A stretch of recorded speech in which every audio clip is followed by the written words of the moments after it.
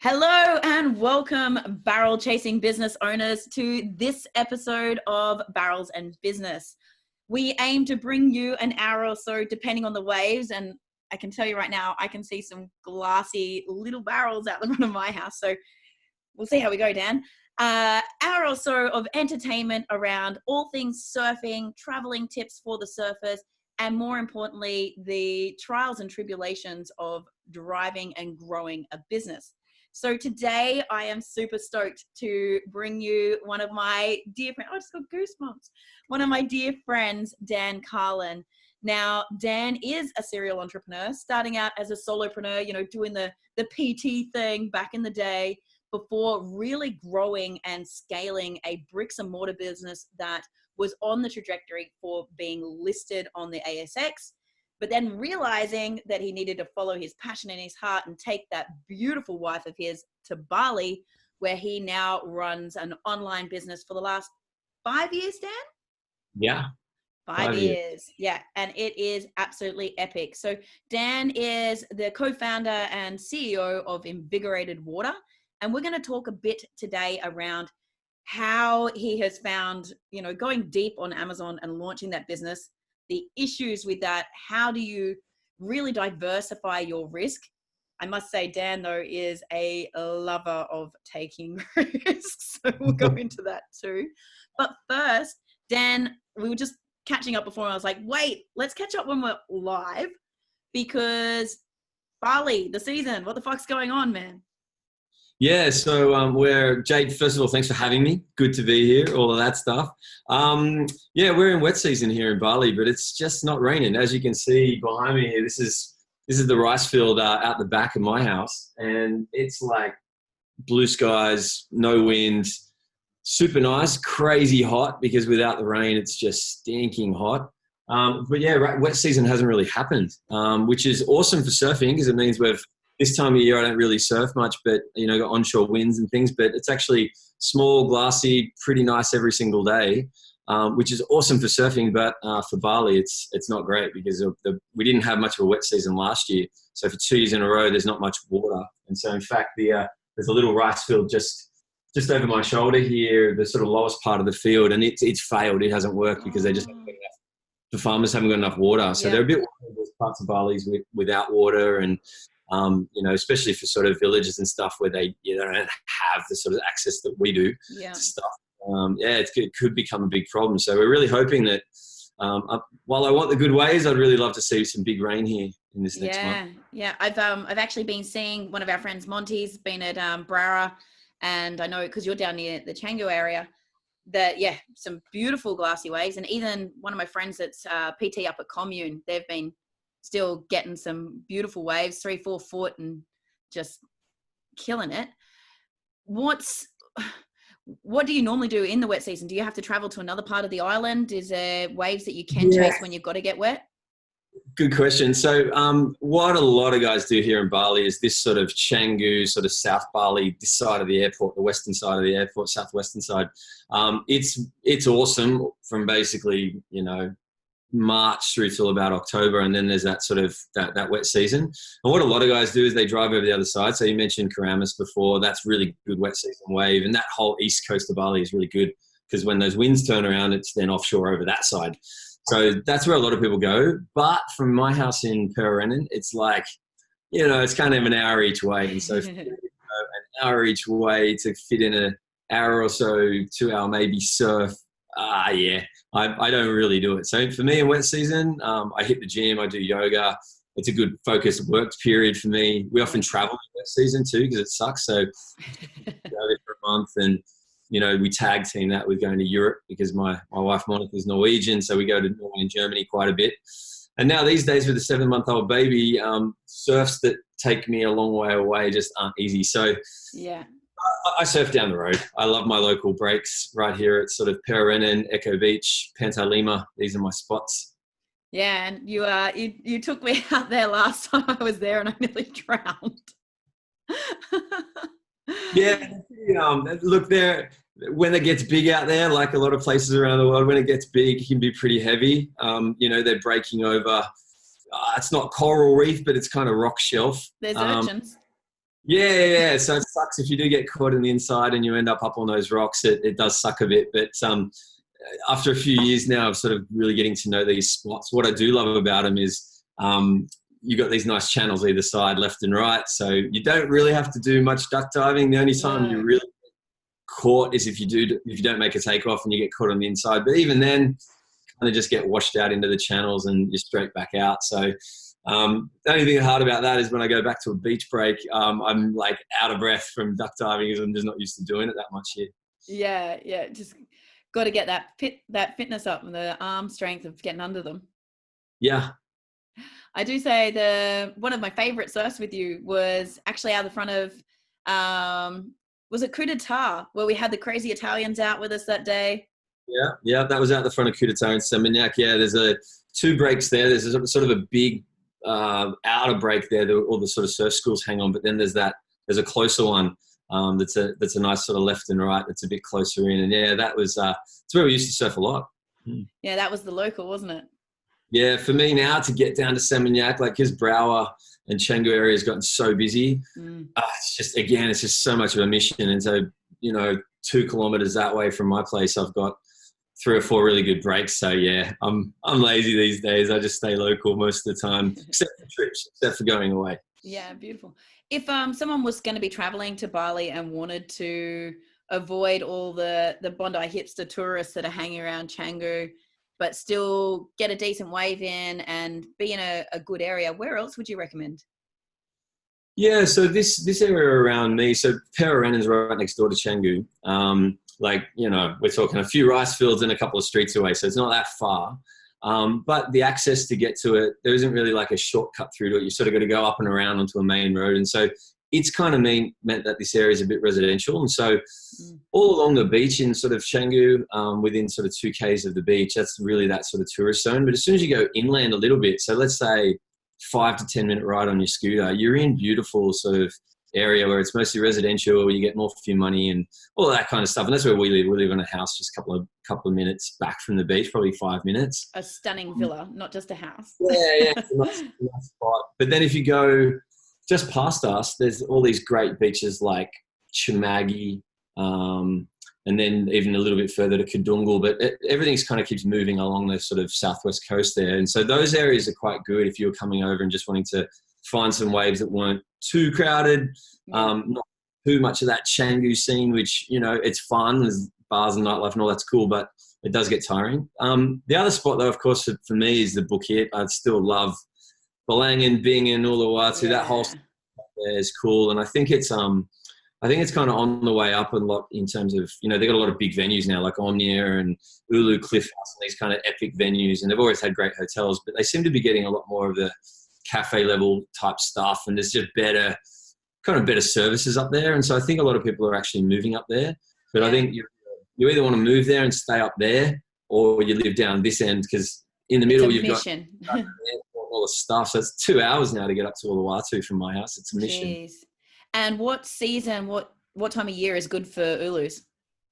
Well, it works really well the same as here. It's that whole wet season. So basically what they say here in Bali is after their New Year's, or their silent day, which they call Nyepi. That's Nyepi. Sort of, I'll be there for Nyepi this year. Yeah, that happens sort of in March sometime. And usually after that is kind of marks the end of the wet season. And that's when the waves start turning on and you get the biggest surfballs coming through and all that kind of stuff. Do you think it'll be late though with the season being the way it is? It's hard to know. Look, the whole planet sounds like it's a bit messed up. Like Monica being from Norway, we were there last Christmas and the whole city was under, snow. You're crunching around on ice, whereas it's now February and they haven't even had a snowfall yet, which in a place like that far north in Norway is unheard of. And so it seemed like, and then back in Australia at Christmas, we were getting 20-degree days followed by 40s and it was all over the place. It was crazy. I think the whole planet's a bit messed up, to be honest. It's hard to know what's going on. Yeah. I'm actually heading over. I'll be there for the end of March, running iLab, and then I'm going to speak at Freedom X, which is going to be up at Ulu. So that should be an epic time as well. So hopefully be able to... There's something going on. So hoping to catch a few smaller waves for me, because obviously I'm still the budding surfer, not the charging surfer. But I don't know about that, Jade. I would say budding but ballsy. I've been out with you and you've been taking off on waves that I wouldn't look at. So yeah, Maybe I'm stupid.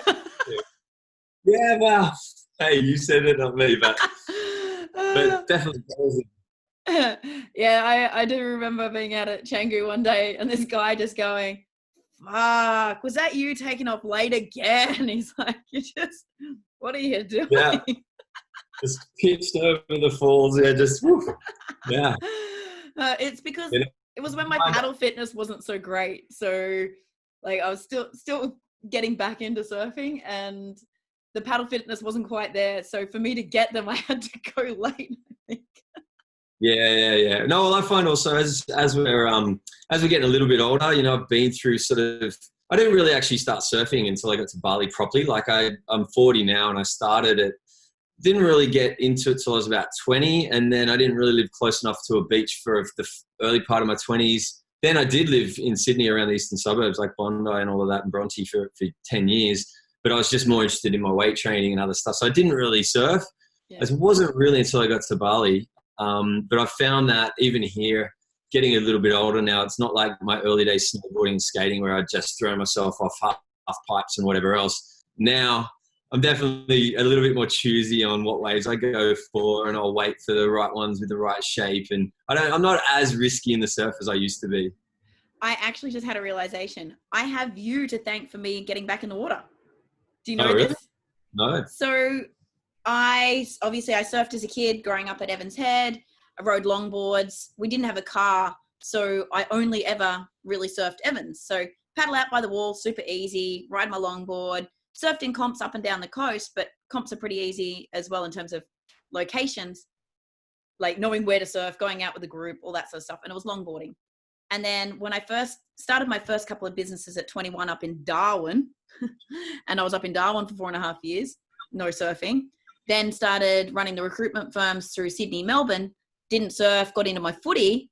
And it wasn't until I'd said I'd never go to Bali because I thought only the Bogans went to Bali. And you're like, come visit us. I'm like, ah. Then you're like, we're getting married. You don't have a choice. And that was my catalyst to go, you know what? When I go to Mon and Dan's wedding, I'm going to go into a surf retreat. I'm going to learn to surf again. And I'm going to get back into the water. And after that, I came back and decided to close my business, sell everything, and move to the Gold Coast and travel the world being a surfer. Sure. So no, thank you.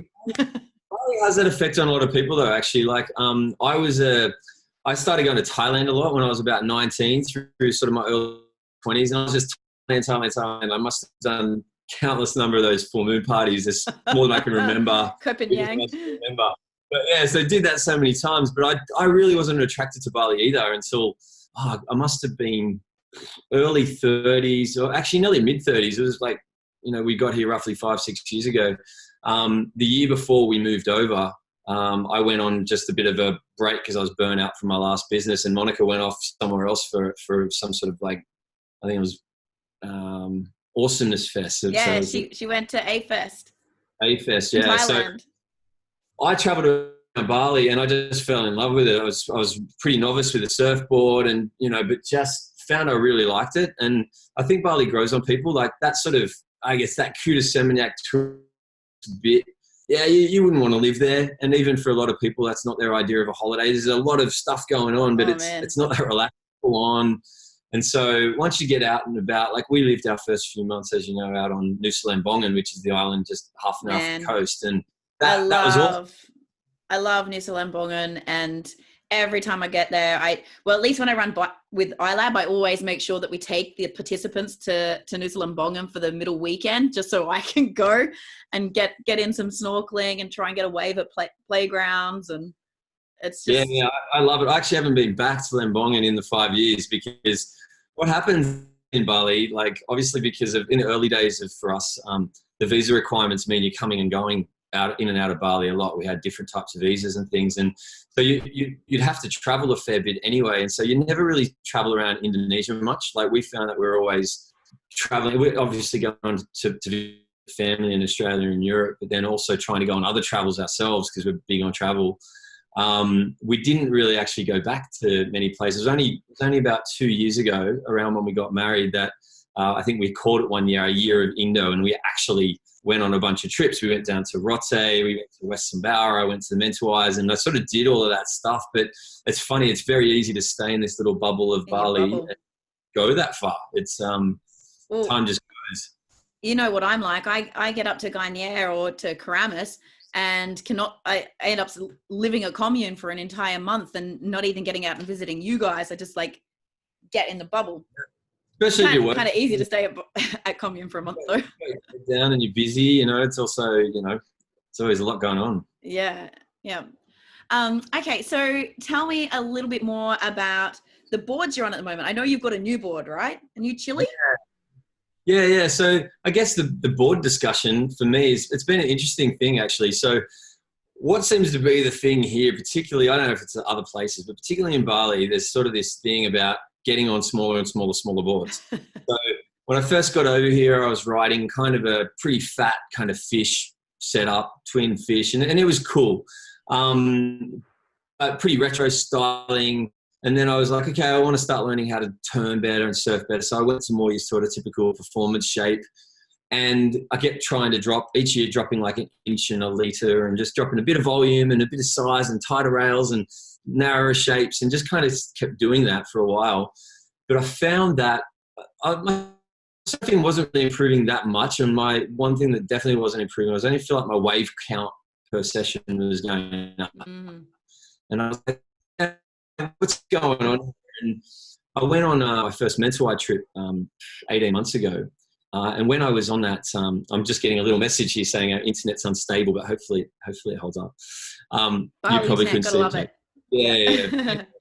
Went to the Mentawais, and they had surf coaches and stuff. And we went out, and I was riding. So I'm about 85 kilos, and I was riding a board that was 6.0 and 29 liters. And that was kind of what, if you look at all the sort of calculators and all the board shop kind of places, that's kind of, for my level of surfing and my weight and height and all of that, that should be what I'm riding. And what the surf coaches noticed, they were like, this board's just too small for you. And I was like, really? I could surf it. But they were like, you know, you can surf it. They said, but what's happening is you're taking off super late. They said, you're basically having to drop into pretty vertical, you know, you're taking off really late because you just haven't got enough volume to get in earlier. Yeah. They said, when you jump up, you're getting right forward on your front foot. And so you're leaning a lot of your weight forward, which is also what you do on a snowboard, which I've done a lot of. So I'm kind of naturally geared that way. And I think even skating is pretty neutral and in front. Yeah. And I could charge down the line of a wave, so I was pretty quick. But in terms of doing nice turns, when I watch videos of myself, I looked really upright, really straight, and kind of looked like I could twist and move. And I was like, what's going on here? And the guys basically said, yeah, look, I think you'll find if you went a couple of inches longer, couple more liters, they said you're going to paddle better, you're going to get into that wave a little bit earlier, you're going to be able to set up and know where you're going to go. And so that's kind of what led me to the board that I just bought probably 6 months ago now. But yeah, I basically went onto the board I just bought was it's called a Chili Rarebird. It's kind of Chili's kind of go-to. It's been around, I think, for about 20 years. It's kind of their all-rounders. It's not like super high performance. I think they might even call it a groveler for smaller waves, but I'm surfing some pretty big waves here, and it's great. It loves it. And what I like about it is it's 6'2", 6'2" or 6'3". No, 6'2". Yeah, it's 6'2", but it's 33.5 liters. So I've gone up 4 liters or so, which in surfing terms is like a lot of guys are like, oh my gosh, that's huge. That's such a massive board. You're going to feel it under your feet. But because the Redboard's got this nice round pin tail that's quite narrow, I'm finding getting on my feet way earlier. So I'm feeling a lot more confident dropping into the wave. And then because of that, I'm standing back on the board way more, front foot and back foot. It's got more pivot then. That bottom turn, I'm just finding my turns are just flowing. I'm getting more waves. And so, yeah, like my one and only, like, and I'm a pretty sort of average surfer, I'd say, Jay, but that'd be my one and only tip is too many guys are chasing these tiny boards and it's this, you know, let's get barrel focused, like the name of the podcast. But the reality is for the most people out there, you're not catching barrels. You just want to become a better surfer. more waves. So yeah, I would go up a bit on what the pros ride. That's for sure. That's great advice. That's super great advice. Let's just touch a bit more on the coaching though.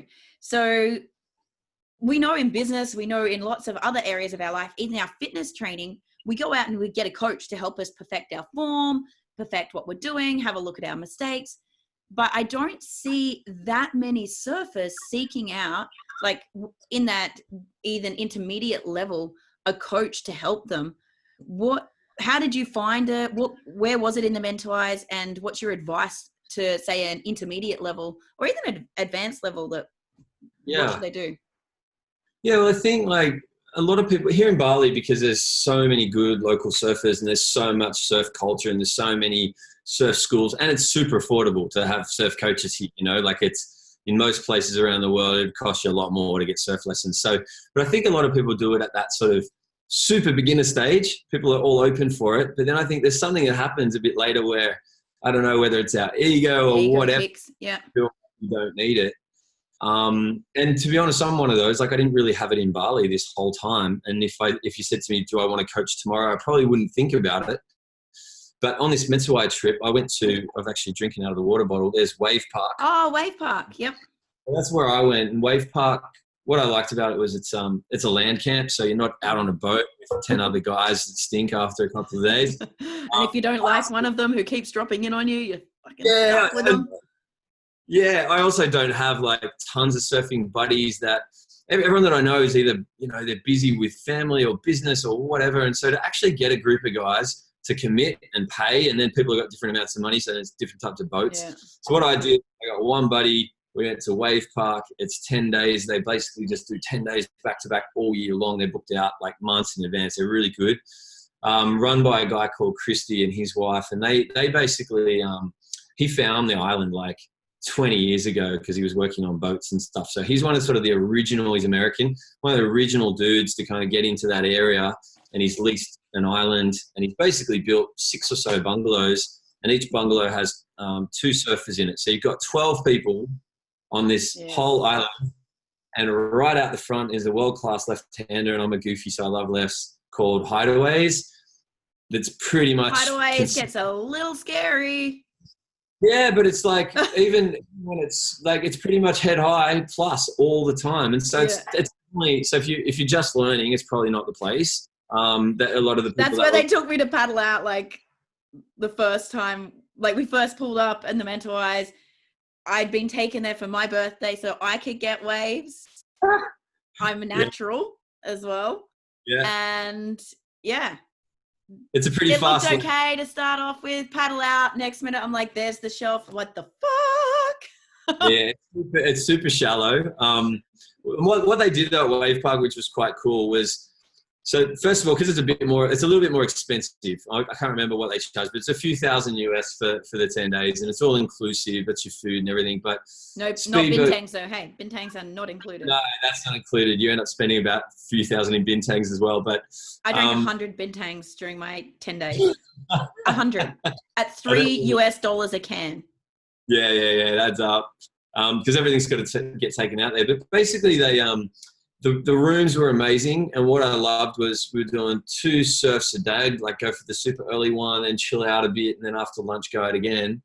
And some days you get a 3rd one in, but for the most part for me 2 was enough because it was a couple of hours each session, and you got there 10 days, like for me it's enough.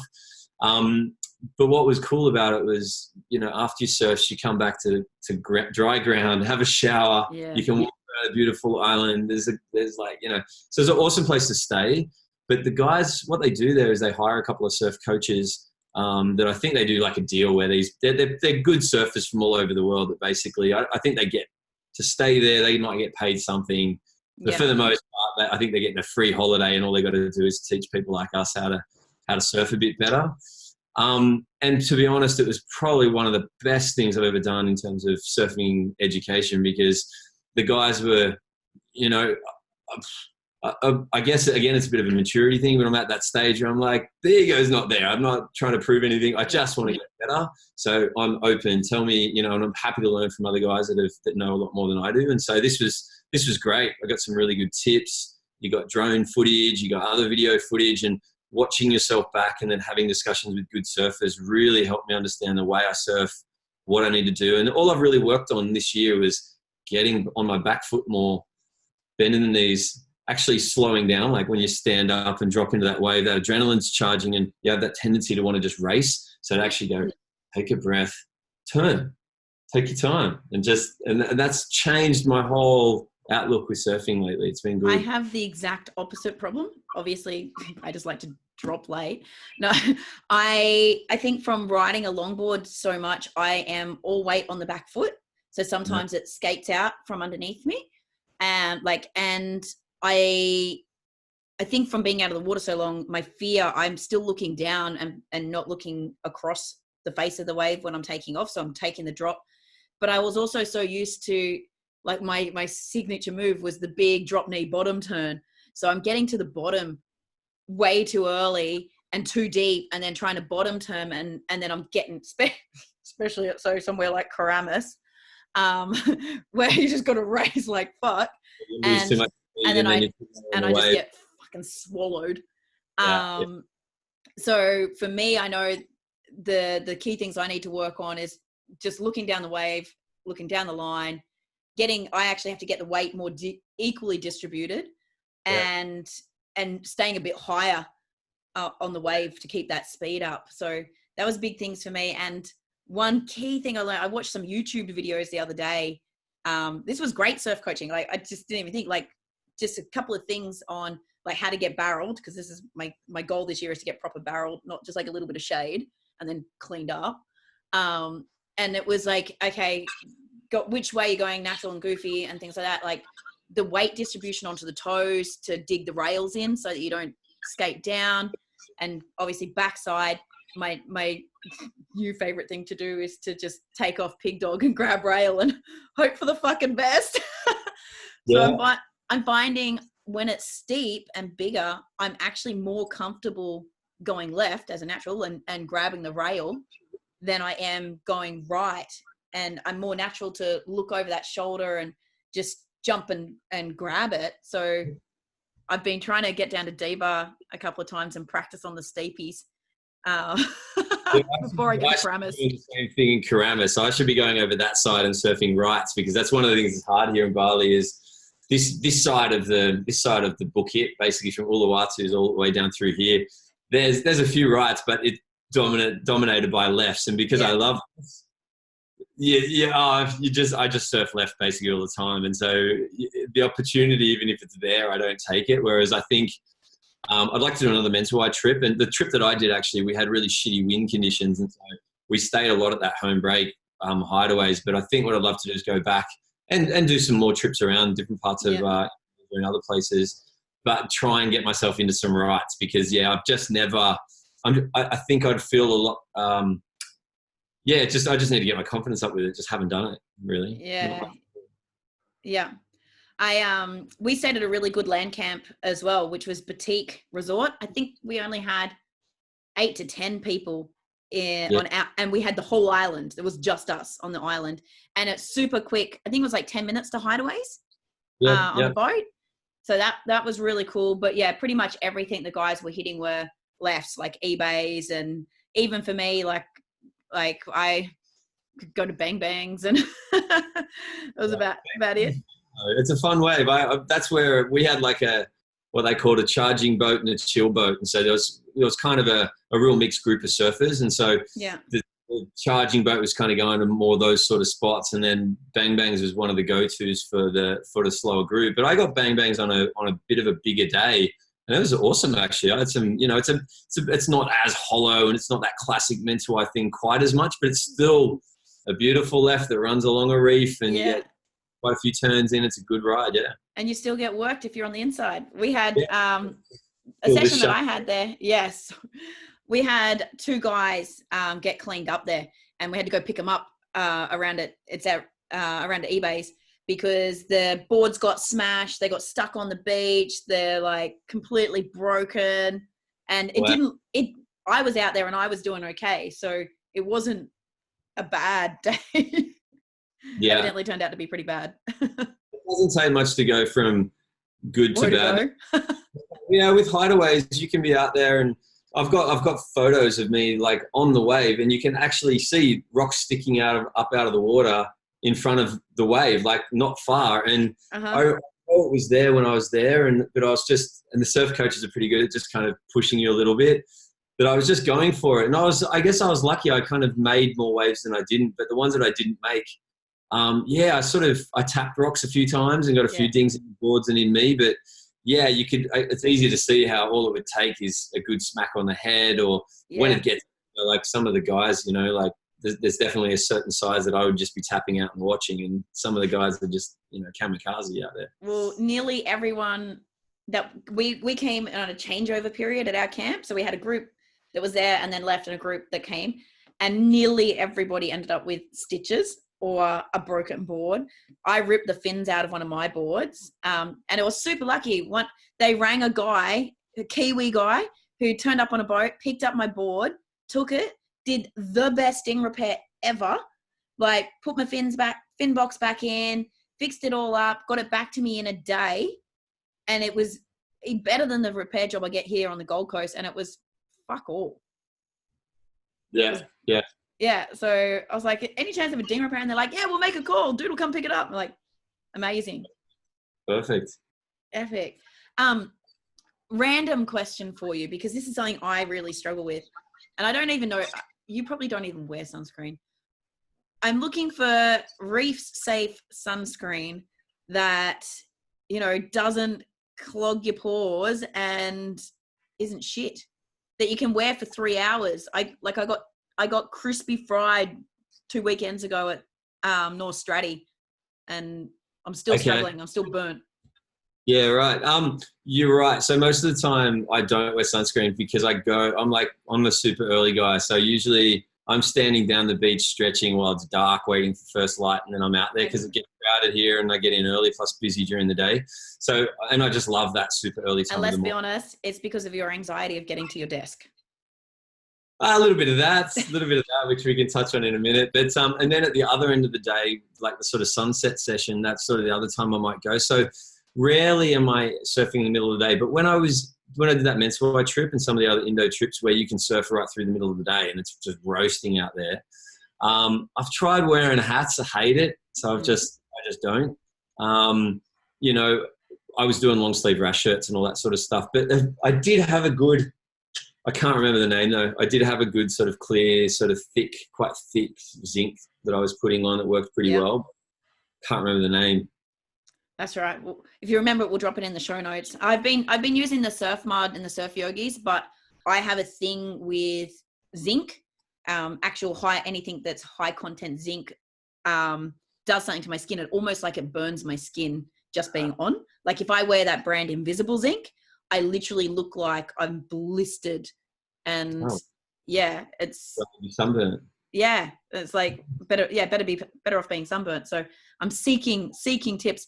Actually, we're going to have on the show Maximilian, who is the founder of Swax sunscreens, and they're reef safe. I haven't tried them yet, so I told him before I get him on, I'm going to have a crack at the sunscreen. But if anyone's listening, send us through your tips and advice. Reef safe, natural. And something that you can get at least 3 out of. Cool. Awesome. So let's switch gears. Let's talk. That was a segue before with your anxiety to your desk, because Dan is deep work Dan, and I know that he can get into his little cocoon, and when he's in mode, it's actually like Grizzly Bear Dan. It's like that beard is a tell of him. It's like, I'm working. Talk to us about some of your strategies for being productive, but what you've also started to implement so that you have a bit of balance. Yeah, well, it's a really good one, and it's a huge question too. So, as you know, Jay, like my previous business that I started when I was 30 was my first kind of real big business. And so that was a corporate health and medical center type business based in Sydney, and then it grew around Australia. That I pretty much paid the rent for because I was in there 4 times a week. Yeah. And so, yeah, look, it was a bit of a baptism of fire, and I've always been super driven. I love going after massive goals, and I've always been like that. But it's kind of a blessing and a curse because I've got this amazing work ethic, which I got from my dad. He's just, I watched him for my whole life and kind of just, that's the way you do things. And so I've always worked super hard and always gotten what I wanted as a result. And so, I've always put it in and I don't mind. And I still like, putting in the work, not quite as much these days, but which I'll tell you about. But it did completely burn me out. So as you know, I got a few years into that past business and just melted down. I took on investors and things really earlier and had a board that was kind of just, amazing bunch of people that just pointed me super hard at stuff. And I, being young, just went after it. And it was fine, but it's not sustainable. And so, I was working crazy hours, and then my only outlets were things that were pushing my adrenals. Like I'd loved everything fast, whether it was partying, girls, everything that goes with all of that. It was pretty wild. And I didn't really do anything that was slow. Didn't really take time out. Didn't really spend much time reflecting on anything. Coffee I drank was super strong. Drinks was straight bourbon. Everything was just full on. To the extreme. To the max, yeah. Balls to the wall or nothing at all. I think that's why we became friends, right? That's how I was living at the time too. Good spirits there. And so, but it totally burnt me out. And then fast forward, huge trials and tribulations with our business. And then basically Monica, who I'd met in Spain, had moved to Australia for a few years. Yeah, we met in Spain, Ibiza. But then she came to Sydney. She didn't really like Sydney, didn't really fit for her. I loved being around that sort of Bondi Eastern suburbs. I loved it, but I also felt like it had a bit of an expiry date. I felt like I'd done my time there. So Mon and I wanted to basically be more location interdependent. We wanted to just be able to be wherever, if that's even a word. We wanted to be more free of where we were.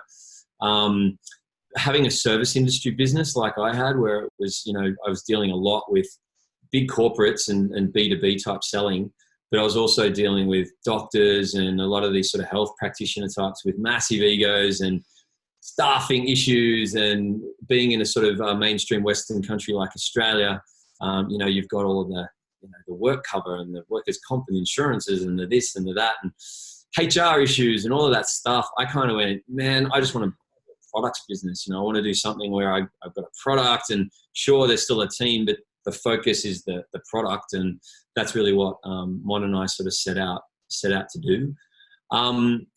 So I guess we'll get to that in a minute, but the question around, I guess, the sort of balance, a bit, and the anxiety, it's hard because I set such massive goals for myself.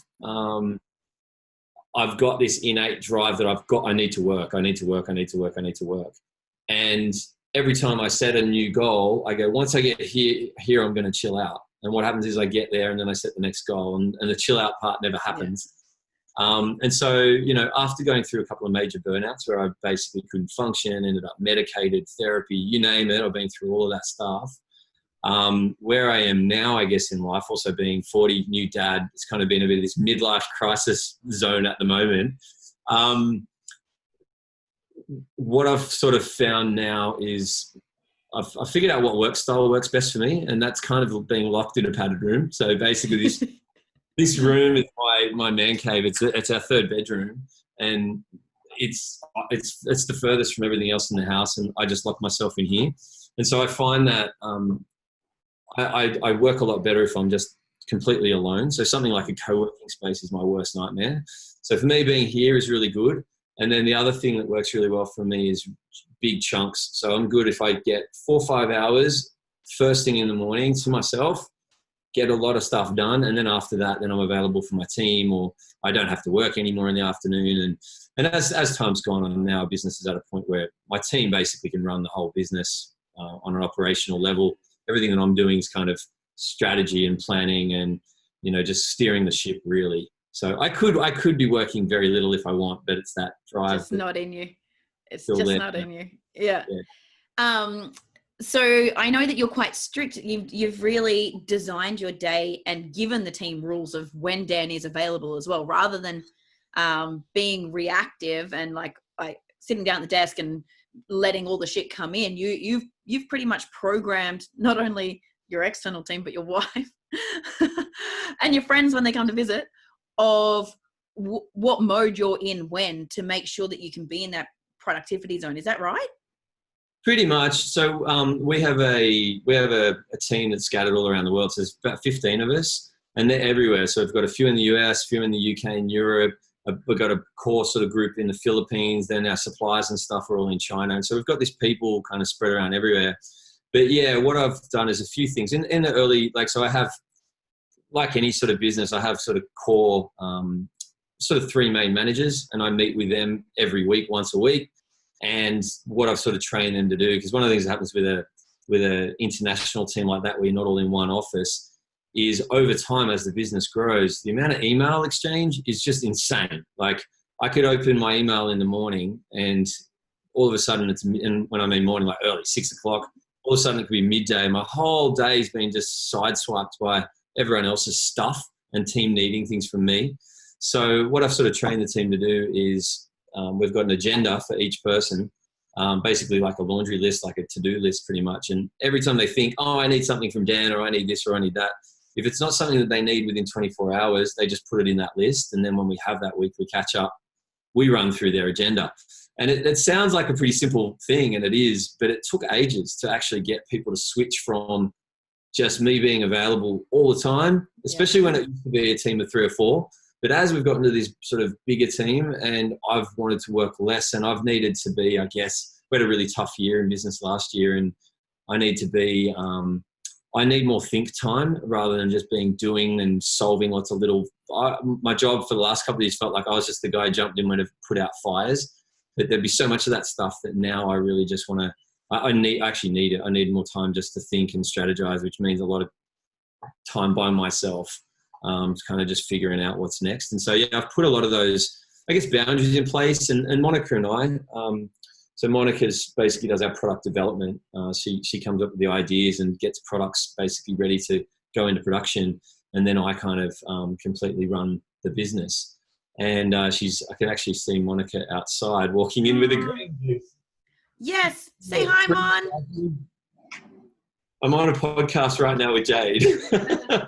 But hi, so I can see you. She can come around here, Monica. Now you can stick your head in front of the camera there. Hi, everyone. Hi. You're making me want to go get my green juice. I left it in the fridge. Don't worry, I was going to top you up. Here we go. That is amazing. What's in the green juice, Mon?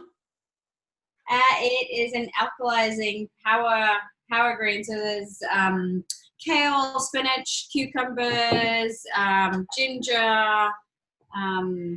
What else did I put in? Loads of good stuff. Loads of greens. That sounds exactly like mine. Mine's spinach, cucumber, celery, ginger, and lemon. And it's an alkalizer. And as you know, we're all about alkaline, so it kind of goes with our brand. It works perfectly. I was just telling him on that Jade was asking me about how I sort of structure my day so that I don't get too anxious, and also so that the business runs well and all of that. And I was sort of saying, you're on the product development side, and I'm sort of, I guess, in that more CEO role, running operations. And what we find is, for the most part, Mon and I stay out of each other's way. The last 18 months with Mon being pregnant and having a baby, she's not working much in the business at all at the moment. But what we've found is, for work and also for our relationship, we're totally different on how we operate and how our days run and everything. And so what we find works well is we pretty much leave each other alone in the mornings. So she does what she wants, I do what I want, and then afternoon is more sort of time where we'll ask things of each other, and then it's family time and all of that. Yeah. So that works well for us, yeah. It took a long time to... If we had more, and actually we might do another cast with you guys, if that's okay, and go into a little bit of the dynamics of not just working together as a relationship, but working together as co-founders with the different energies, because I know you both really well, and coming from the wealth dynamics background and understanding the profiles, it makes such a difference when you can understand that different people get flow differently and respect how each other need to gain energy and what draws energy and how to set up. And I think that can work both with couples in business, but even just normal business partners when your genius zone is different, right? Yeah. Yeah, well, we'd be happy to do that. Like Mon has such a different perspective on things too. So it's kind of, Yeah, we could talk for hours. So let's do another one with the two. Let's do a specialty one. We definitely are, even though we're really different, I think it's the combination really makes it work. Oh, 100%. From looking at your business from an outside and being privileged to watch it grow from the very beginning, knowing that if it wasn't for your two different energy types and perspectives, Invigorated Water wouldn't be what it is and where it is. Like with Mon's creativity and ability to do the research and create those products and really dive deep in that, like you can't expect that someone that's in that zone of genius can do that real driving of the business, that marketing, the detail, the analytics, all the back end that's gone into, say, Amazon and the new platforms. And likewise, someone like Dan driving the business and being in that zone, there's no way you could flip gears and get to where you've got in such a short period of time. You might get there eventually, but the scale and like, I just can't believe how well you guys, well, I can because I know you, but if anyone looking from outside would to know what you've achieved in that short time frame, despite the odds and against the issues that you've had, is just, it's so inspiring. And it's for me, it's really touching, and it's one of those businesses I really want to share with the world. We're happy to share. So, all right, should I get back to this call? Okay. I'll call you later, Mon. Thanks, wifey. Thanks for the green. If I go turn my camera off, I've just raced to the fridge to get my alkalizer, rather than my giant cup of coffee. That's awesome though as well. I've done 2 of those already. Actually, I didn't bring my coffee down here with me. There you go. Wifey. That's good. I'll stick with the green juice now. I'm doing. I snuck out for a surf this morning. It was really sharky looking. There's been a 4-meter great white cruising our coastline from the new artificial reef. They're surprised that a shark came in, like they built an artificial reef, and it's cruising from the artificial reef up to the alley. And this morning it looked sharky as shit. So I waited till there was more warm bodies in the ocean, which put me back. So my coffee's been, thank God, hot in this cup since 9. It's currently 2. I've got a dog wanting to go out. There you go. All right. Okay, so, where were we? So Mon does your product development. You're driving the business. Let's give it another, obviously you've got a distributed workforce, global workforce. You've got everything from full-time employees to contractors and agents and everything. What is a few of the, say, technology tools that you use to run the business? Yeah. So I guess probably a good start, so people kind of get where it is why don't I give you this sort of 1-minute high level kind of that sort of journey, how we sort of, because then you sort of understand all that stuff around it. So in short, like I said, we wanted a products business. We didn't really know how to get started. We hadn't done one before. I watched a webinar on how to make $1 million on Amazon, and I'm sure everyone has seen. You get now on Facebook, you're constantly getting stuff in your feed about people telling you how to make squillions on Amazon. And I did one of those early stage back in 2014. Amazon was already really firing already by then, but it was still relatively early.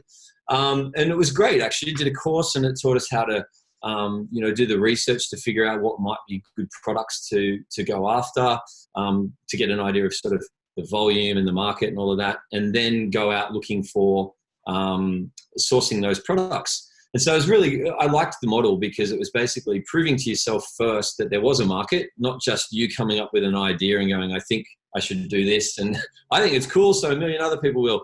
You actually went out and proved that there was a market there, because it's all based on, search algorithm on Amazon, obviously. And then we were white labeling products. So you're eventually going and finding a supplier, making a few tweaks, slapping your logo on it and selling it. And that's how we started. And we launched on Amazon.com back in 2014 in December, right before Christmas, which is the awesome time on Amazon. That's always, it's Christmas time. And we launched our first alkaline water pitcher, which is like a Brita jug, but with a better filter in it, plastic thing. And we launched a couple other products, and they both just all the products sort of just took off, and we just started making money, and we're like, this is great, it's easy. And then about 6 months later, the business had scaled really quite quickly, and we got our asses kicked. We had a quality control issue with a product, and that nearly sunk the whole business. And at that point, Mon and I went, okay, we got to get serious about what are we doing here. And that was when we sort of decided, all right, we really want to focus on filtered water, or water filters, I should say, not bottled water.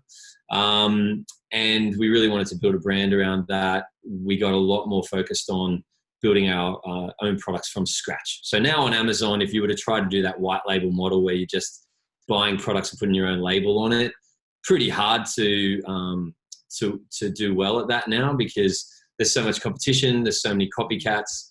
China themselves now sell on Amazon, so they can do lower prices than you can, and so it's very hard to do margins. So it's super important these days to actually have a strong brand and really, really good products, and those fundamental things, they were always there, but it was easier before. Now you really sort of need that stuff. So what we did was we really expanded across the Amazon platform in all different countries across that first couple of years. And at the same time sort of had our own website and tried a few other things, but really Amazon was the main part of the business. And very quickly you feel very much as our main sort of distribution channel, I guess, main sales channel, but very quickly you feel super exposed and a lot of risk. Because what happens with Amazon is you're just trying to keep up with it. So to give you an idea, like, you know, in our first year, I don't have the numbers in front of me now, but in our first year, I think we might have been selling, you know, we were like a few hundred products a month. Now we sell well over 10,000 products every single month. And so that scale, when you know, we started the business with $10,000. And so to go from 10,000 US to, you know, a very, very high volume in sales, you know, turning over a lot of money, to actually keep up with those inventory demands is really hard. Keeping up with Amazon is really hard. And then there's 1,000 other things that come off the back of that. We basically decided that, you know, we need to build our own sales channels. And so over this last 2 years, we've really focused, last year in particular, we've really focused now on building other platforms. So we're on Walmart, and eBay and Sears, and we're on all these different platforms. But then most of all, we're really working hard now to build our own channel, which is built on the Shopify platform. Can you share what was the real catalyst for that? Because all the eggs were kind of in that one basket. You had a shit ton of inventory sitting on some shipping containers. What was like, obviously you were aware of it and you felt exposed and you knew, and I know that you had started trying to build the website and there was the things, but what was that real, I know you went through some dark times last year. Like, I'm happy to share. So so every year there was at least one event that was kind of like getting our asses kicked, where it was something that you couldn't foresee, something had just come out of the blue, and it would really knock the wind out of you a little bit. Because what would happen was, whenever you launch a product, you need to already have the second order being produced, because if you sell through that inventory too fast and there's no more inventory on its way, you then go off Amazon and your ranks drop, and all of that effort you do to get ranked and positioned on Amazon just goes away if you go out of stock. So it's this kind of game on Amazon where you just never ever want to run out of stock at all costs. But if you have a product that's selling, let's say 3 units a day, it can go to like 30 units a day very quickly. And so if you had only 1,000 units of that product and you'd forecasted that's going to last me 3 months, so I can place an order in 2 months, that won't happen. What'll happen most of the time, if your product's good and you know, and you're good at the marketing and stuff, what will happen is you'll run out of inventory really quickly. And so what we found we had to do is we always had to order way more than we needed. But then to cash flow, that's really hard, because, you know, we were basically funding it out of our own pockets. We didn't want to take on debt investors because of my past experiences. Yeah. And so it was hard, but at the same time we were super, super driven. So we were launching like 6, 7, 8 products every year, which is a lot. And the cost behind doing that's huge. And then our current products were growing while the new ones were growing. And so that basically what it meant for us right up until very recently is we were always all in. All our money and more is tied up in our inventory. And if you sold it all, it's a nice lump of money, but it's really hard to break that cycle and actually start taking money out and doing other things. unless you're willing to put the handbrake on. And like we said earlier, Jade, with me being love taking risks, love putting it all on black, love going super hard and stuff. When your business is kicking ass really, really hard, to say, hey, let's just slow down a bit. You just don't want to do it, you know. And so to get to where you were sort of heading with those questions, every year we would get something that happened that would kick our butt, and it would make us go, oh shit, we're so leveraged up to Amazon here. At any minute, they control the switch. They can flip the switch off and we're screwed. And every year one of these would happen and we'd recover from them, and some would be bigger than others. And then I'd try to go and do something else, like let's work on our Shopify store. And the amount of energy that I'd have to put in to try and get a little bit of traffic to our Shopify store, I'd always fall back into, oh my God, to get an extra couple of grand a month on our Shopify, all I've got to do is launch one product on Amazon, which is worth 30, 40, 50 grand a month. And so it's really hard to make that shift, because it's so much better to just keep doing the Amazon thing, but that risk is there. So late 2018, after we'd had 3 ridiculously fast growth years, like the 2017 to 18, our revenue went 4 times, which was already off a number of growing 3 times the year before. So we're talking some big scale. And what happened was late 2018, we were so planned for the Christmas season, and then it's Chinese New Year. So we order up for essentially about 6 months. I had 8 40-foot containers on the water. Monica and I were in Costa Rica on a holiday, sitting on a car ferry, and I get 16 notifications.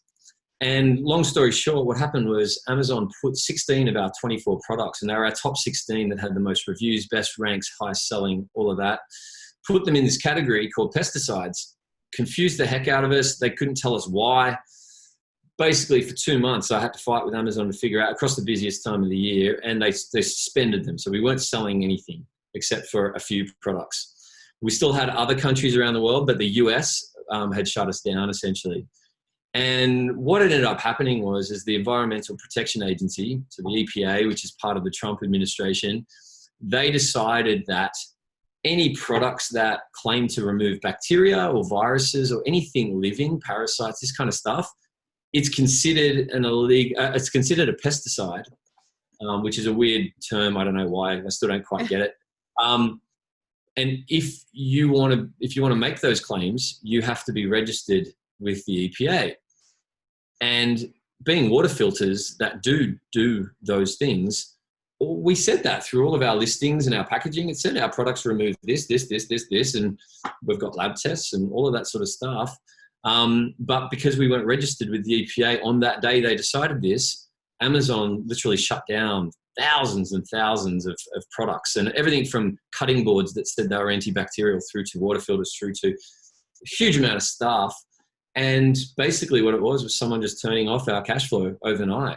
We went from, let's say our cash flow was normally 100%, overnight it went down to 25%, but I have a team that's at this level, and I had 8 40-foot containers that hadn't been paid for yet, and I was planning to pay for those with the money from Christmas sales. So we lost Christmas, we lost January, and you lost Cyber Monday and Black Friday, didn't you? It happened 2 days after Cyber Monday. So we had an amazing weekend, and we were like, this is it. This is our year. Like we were, crushing it. Yeah.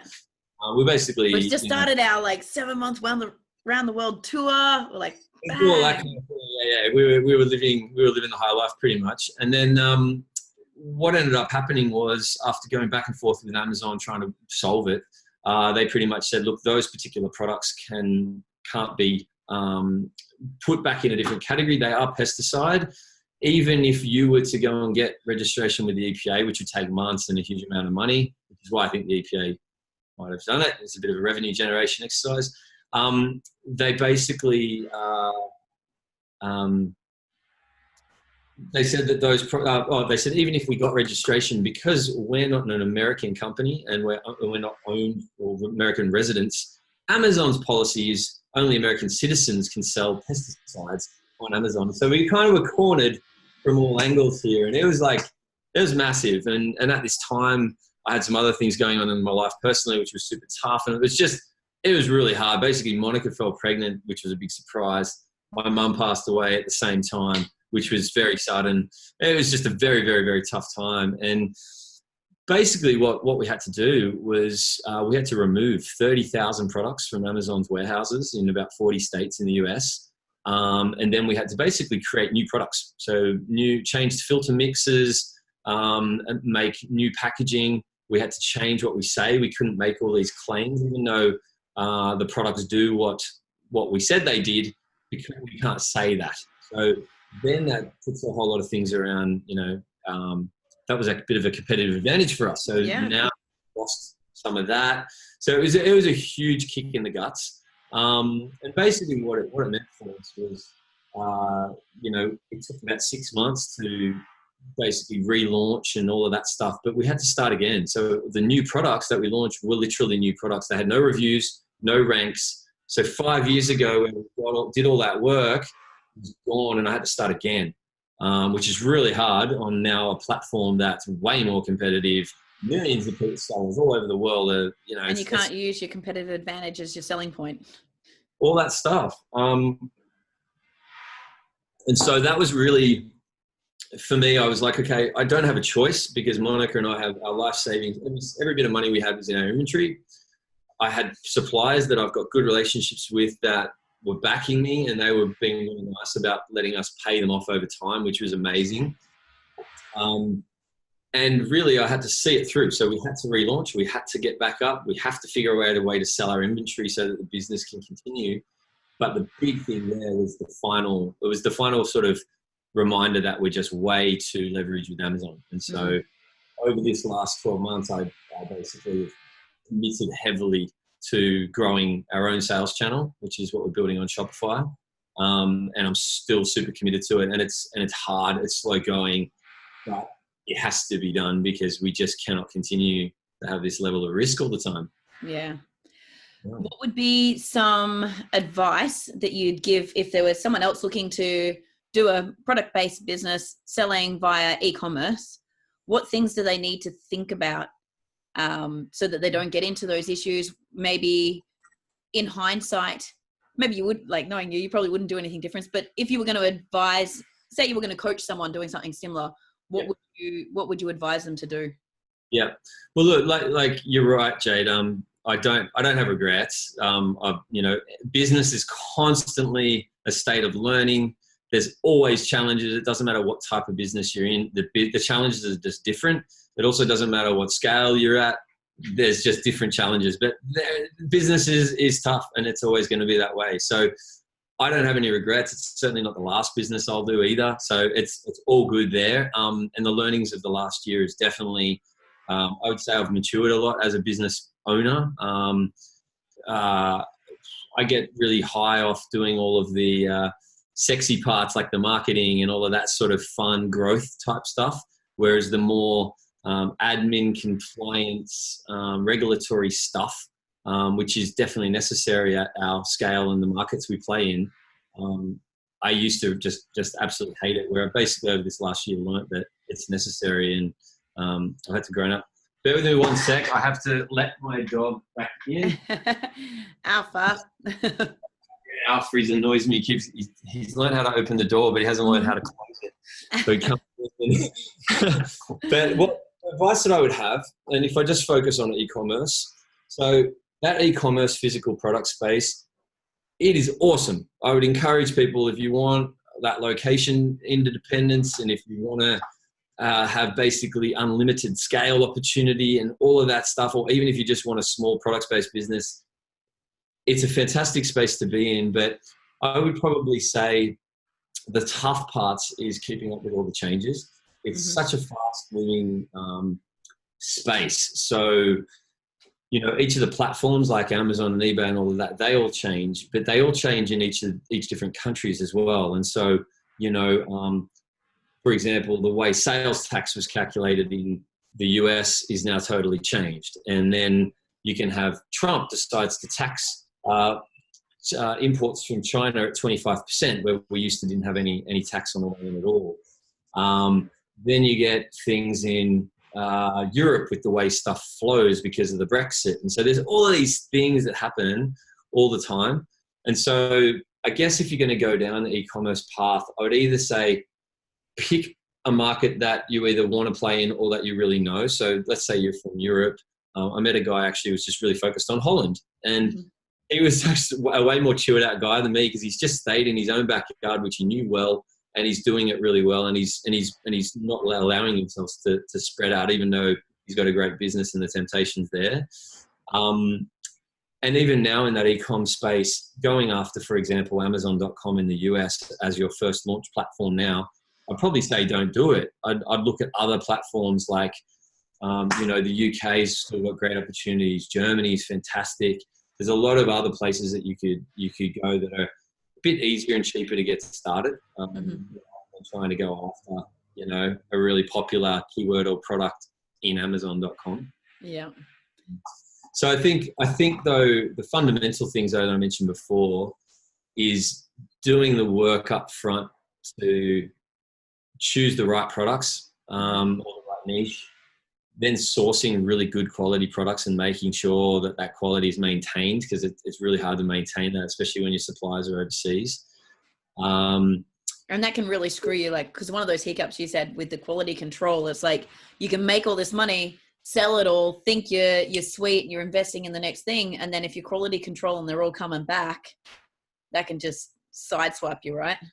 The quality control things, it is a big deal. And we have all of the, checks and things in place, and we have all of that stuff. But even quality control aside though, and what I was saying about creating your own products that are actually, for example, you're actually designed and patented and all of that, while people can still kind of create copy products, it's a lot harder and a lot slower for them to do so. And so they usually will go after products that they can easily basically buy from your same supplier, or someone who can get from your supplier, or someone who can copy.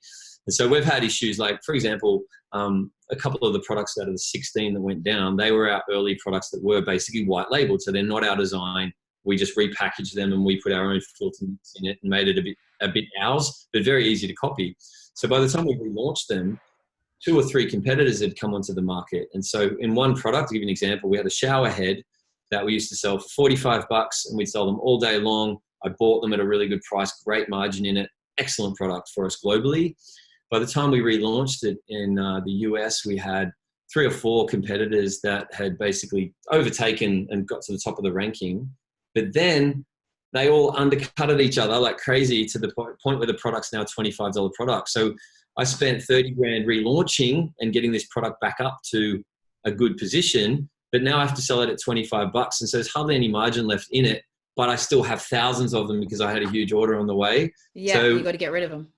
Yeah, you get situations where you can end up, and this is one of the challenges with physical products. You can end up with, you're trying to keep up with your inventory growing, but if something happens to make that product go from selling, so we had one product that was selling 100 a day down to 6 a day. And so I've got literally 8,000 of these things sitting in a warehouse trying to figure out how to sell them. And do you sell them at a loss? Do you just let them sit around? You got to calculate what your storage costs versus selling it as a promo, or am I better to keep it? Because if I bring new stuff in, then I'm going to get hit by the new taxes. There's so many moving parts that you've just got to always be across. All of that sounds so overwhelming for me because I am not a numbers person whatsoever. As you know, I'm definitely all about the talking, not about the details. Despite coming from an operational background previously, now I'm allergic to spreadsheets, allergic to really looking at those nitty-gritty numbers. Where did you learn, or how did you increase your skills to be able to start making those decisions financially? Yeah, just as we started to, I basically built the whole business inside my Google Drive account. So Google Sheets and Google Docs was that's where we lived. And as the business grew and we needed different tools. So for example, I personally used to calculate every month. I'd look at the inventory, I'd do some forecasts and go, okay, I think we need to order this many now. And then, and while you had a few products and the sales weren't too crazy, I could do that. And then I'd make mistakes. So one of the things that happened all the time was I wouldn't order enough soon enough. And then all of a sudden I'd have to send stuff from China to the US or other parts of the world by air rather than sea, which is 5 times more expensive. Yeah, margin gone. On Amazon, so you do it. And so your margins get hurt and all of those things. And so really it was trial and error. Basically just my inventory forecasting got better over time. But there did become a point in the business, which was for us nearly 3 years ago or 2.5 years ago now, where I realized it was a full-time job doing inventory management, because we have our own warehouses in the US and UK, plus those warehouses feed into Amazon's network of, hundreds of warehouses all around the world. And then we have other third-party warehouses we use for servicing other channels like Walmart and things. And so to know where all that inventory is, how much you've got in production, how much might be on boats or planes at any given moment, and then make sure you're not going to run out, but then also make sure you don't have too much so your storage costs aren't too high. To do that outside of my realm of skill set. And so that was one of my first points where I went, okay, I've got to go and hire someone awesome. And so, and if you did focus on that and that took all your time, then the business wouldn't be growing, because your zone of genius really is that marketing piece, that growth strategy, the algorithms, knowing how to be ahead of the game there, right? Yeah, well, so there was basically 3 key people that I knew I needed. So a couple of years ago, when I was facing another burnout in this business, I made a big list for a couple of months. I was monitoring what I was doing every day, like monitoring my own tasks and where my time went and all that stuff, because I wanted to see what stuff I could delegate and outsource and all that. What was highest best use of your time and your brain? 100%. And the 3 things that I needed, or 3 people, the core ones, was I needed someone that was managing the platforms. So dealing with Amazon on a day-to-day basis is a full-time gig, because there's constantly products that are either getting, not so much all suspended, but your listings get messed up, and there's issues there's just 1,000 things that happen on any given day with the platforms. Yeah. And the platforms also ties into orders and customer service and things. So I needed someone to run the platforms. Then the second one was inventory planning, which is what we talked about before, but that also entails what I call our whole supply chain. So it's inventory management, ordering, managing the production process, quality control, shipping, finance, logistics. It's that whole piece. So I've got 2 guys that are a full-time 2-man team that do that. Yeah. It's unbelievably good. And then the third person I really needed was on the marketing side. So I was running all of our advertising globally. And when you think about just Amazon alone, when you got 40 products and hundreds and hundreds of keywords, and every keyword can be bid on separately and it changes by the minute, I would spend 3, 4, 5 hours every single day in, day out, trying to keep our ads delivering a good return. I want to, for every $1 I spend on ads, I want $3 back. So if I spend 50 grand on ads, I want 150 back.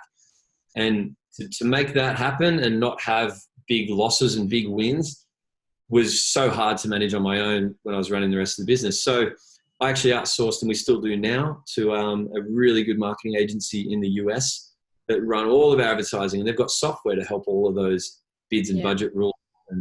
But I would have never have done that as a startup, because I know the advertising so well. I can work with an agency and know when they're bullshitting me and when they're not. And I know what metrics I need. I know what goals I need. And the same goes for the inventory planning. I sat down with my inventory guy and said, this is my issue, blah. What I need to see is blah, make it happen. And so you know what you need. Until you know what you don't know, you don't really know who to go and hire. And so I think as your business grows and you're at different stages, you just got to keep your ears open. You got to try and pull your head out of the weeds, because while you're doing all that work, you don't think about that stuff. But there will come a point where, like, you're basically going to fall over if you don't get people that are better than you at stuff. I love that. Well, Branson always says that, right? Like, he wouldn't be where he is if he didn't hire people smarter than him.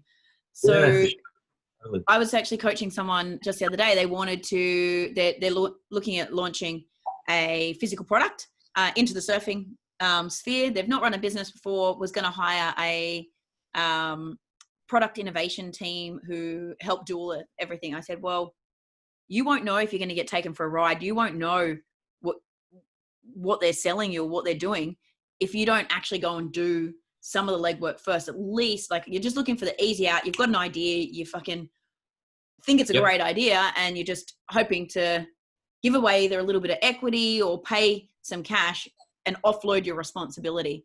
And that just leaves you so open to being taken for a ride, because when you don't know those things and you haven't actually done the research, you don't have the skin in the game either.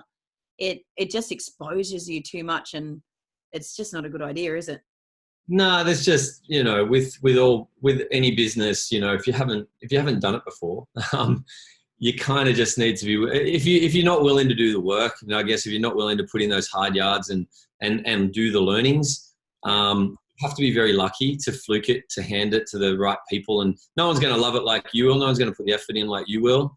And so, yeah, unless you'd have to be, it'd be a fluke to nail it without doing it yourself. And you shouldn't do business really if you don't want to do it yourself, in my opinion. Anyway, at least to start with, and know what your weaknesses are, but you've still got to do the learning. You've got to do, like, I was a national operations manager for 2.5 years. It made me physically ill. Like, I started throwing up blood from doing it because I'm that allergic to circular referencing and creating forecasting documents.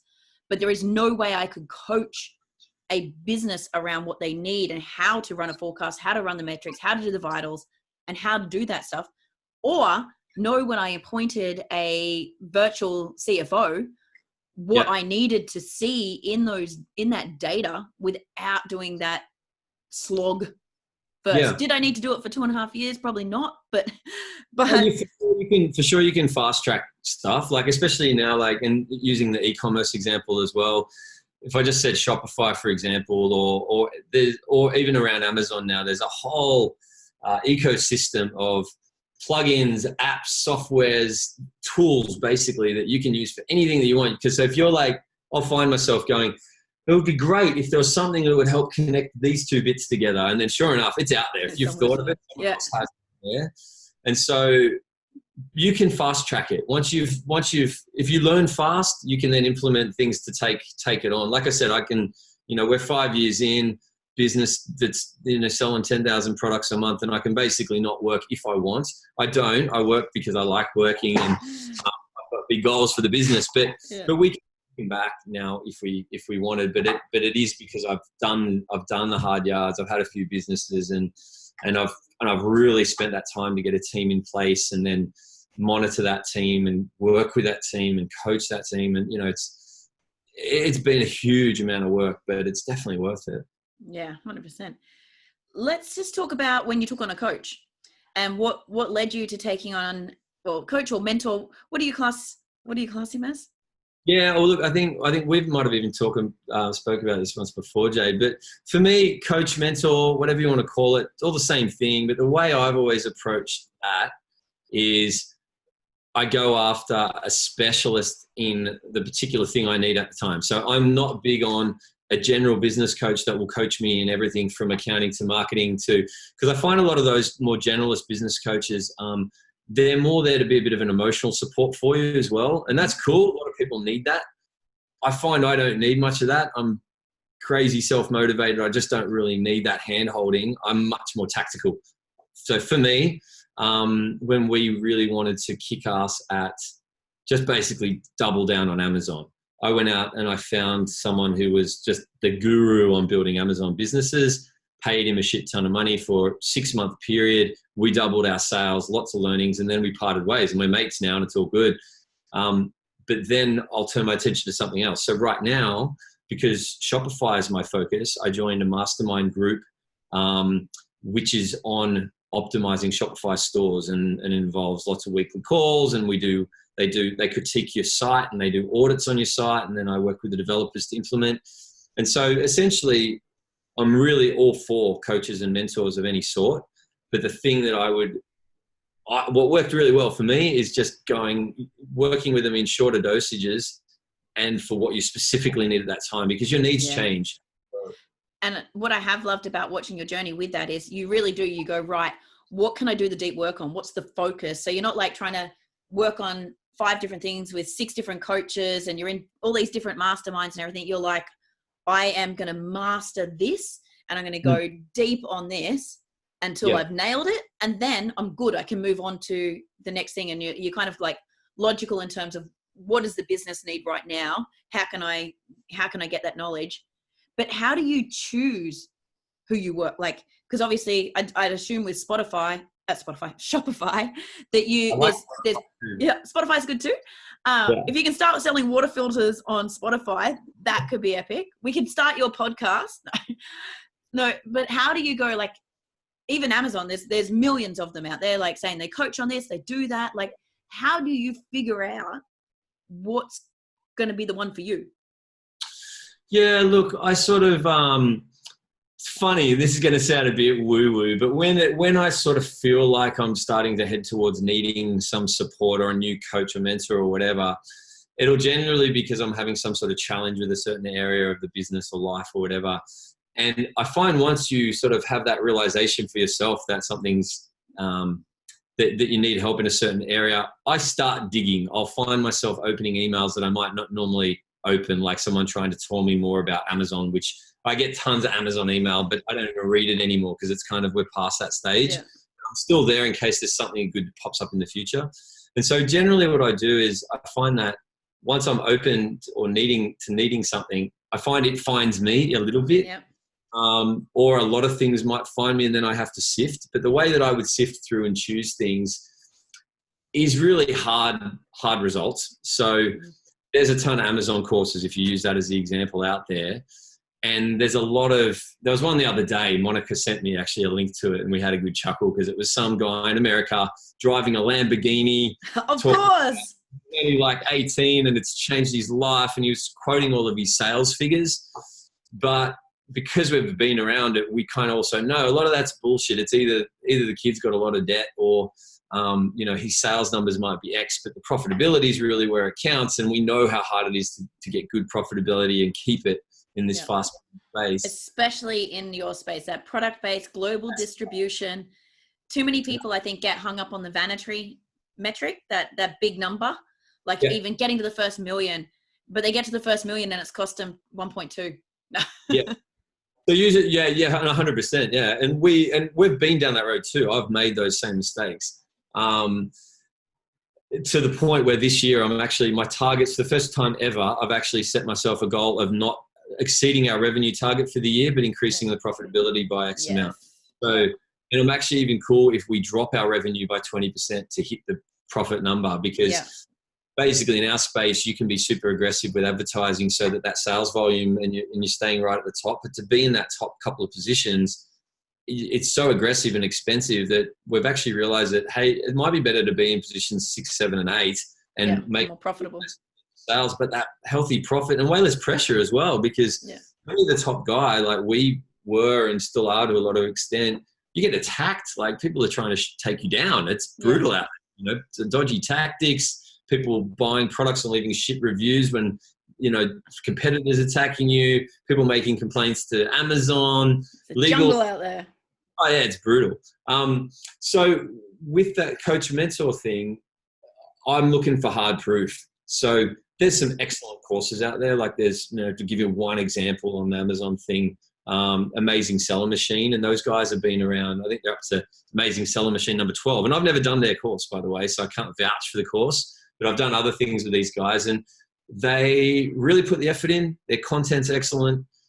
They've been around, they've got track record that they can prove and they share it, and it's not bullshit, smoke and mirrors. And I find I'm pretty good being a bit older. I can see through a lot of that crap now, and I've seen enough pictures to know what to pick.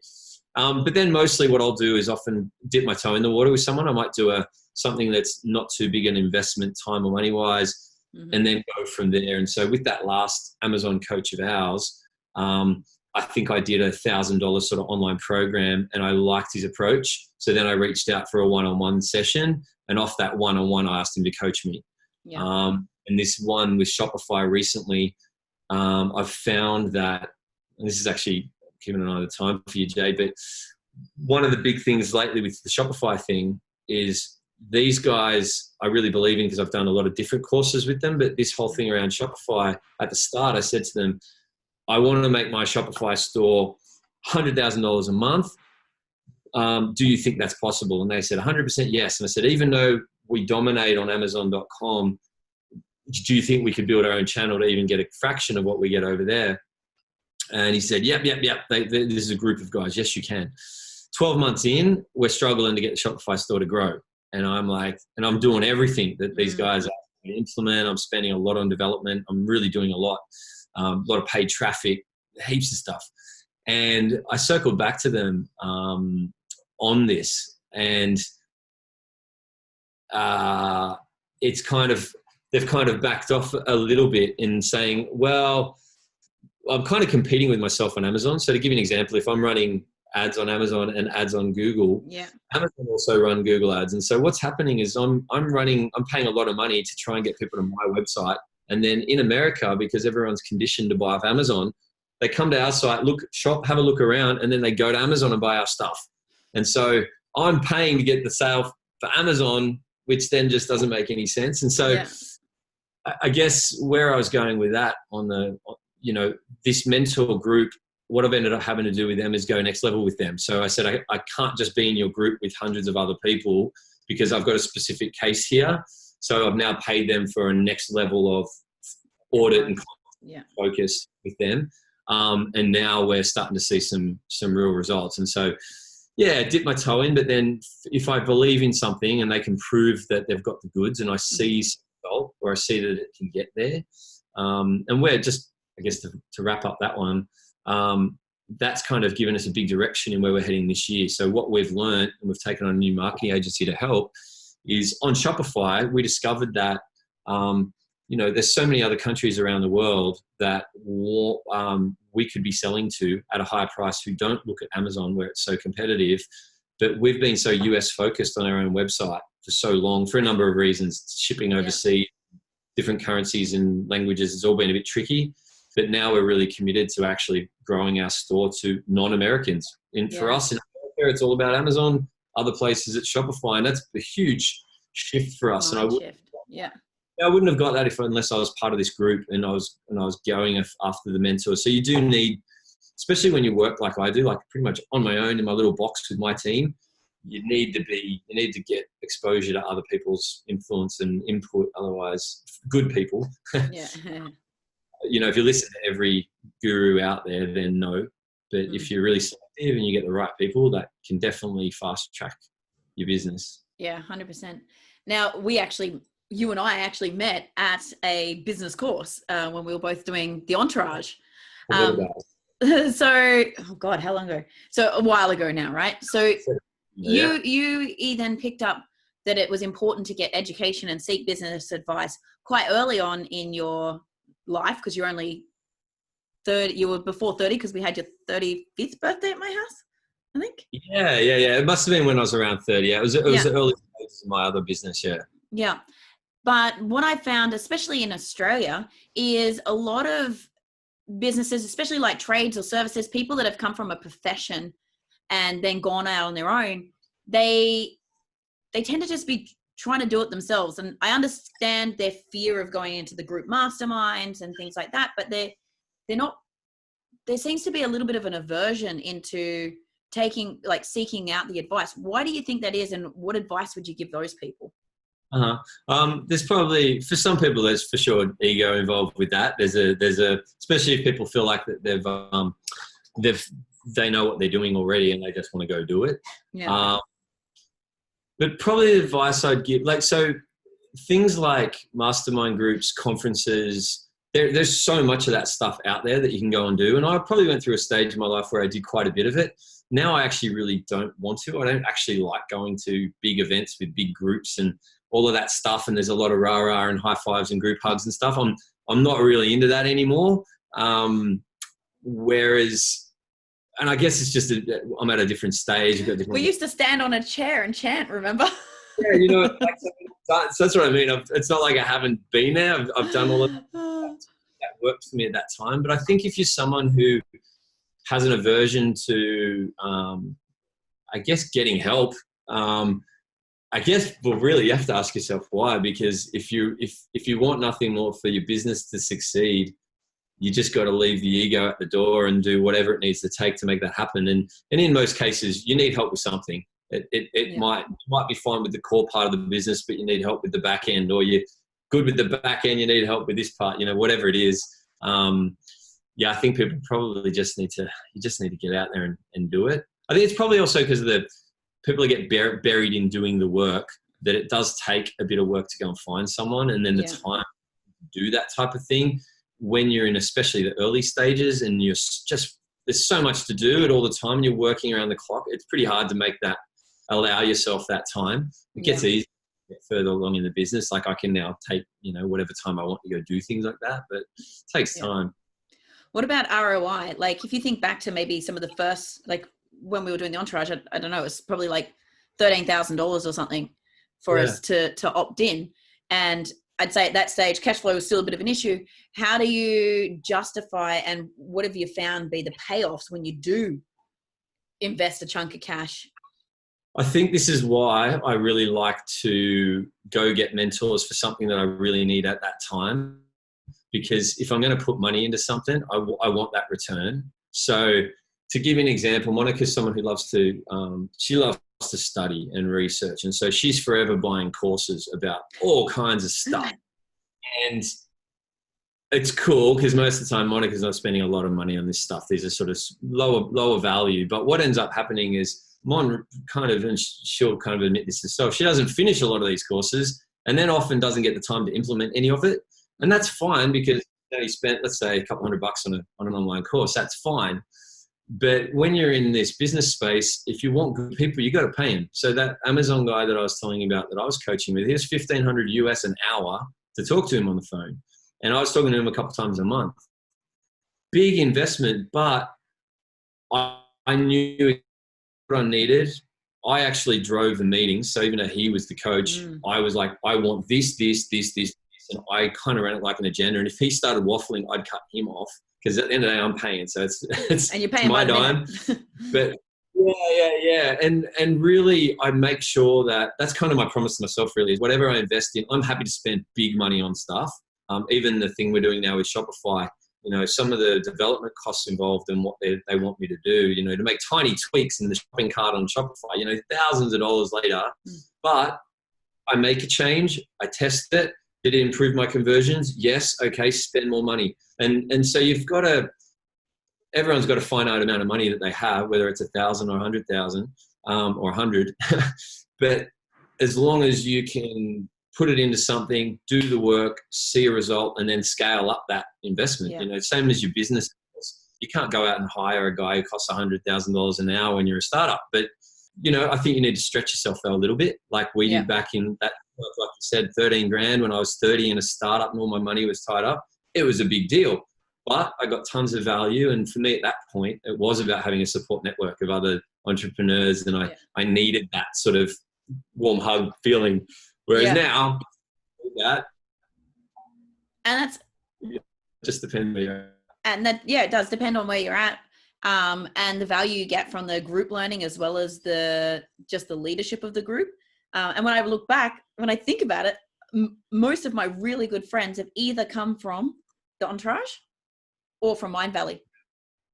And that's because those people get me. And so the value, when I actually look at the value of what I spent on it, the value is far more than just the education I got from those. It's actually the friends and the Brains Trust group that I've got from there now.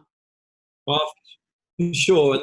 Here in Bali, I've found one of the things I love here in this area where we are is I've found that I've got this really nice tight, it's taken a while to find them because everyone's busy, but I've got this nice little group of friends that, most guys actually, that it's very similar minded in terms of the lifestyle they want, hence living here in Bali, but also they're running their own businesses. And they're also at the sort of, I go for people that are almost at the same stage of business. So you've talked about before, you mentioned Monty.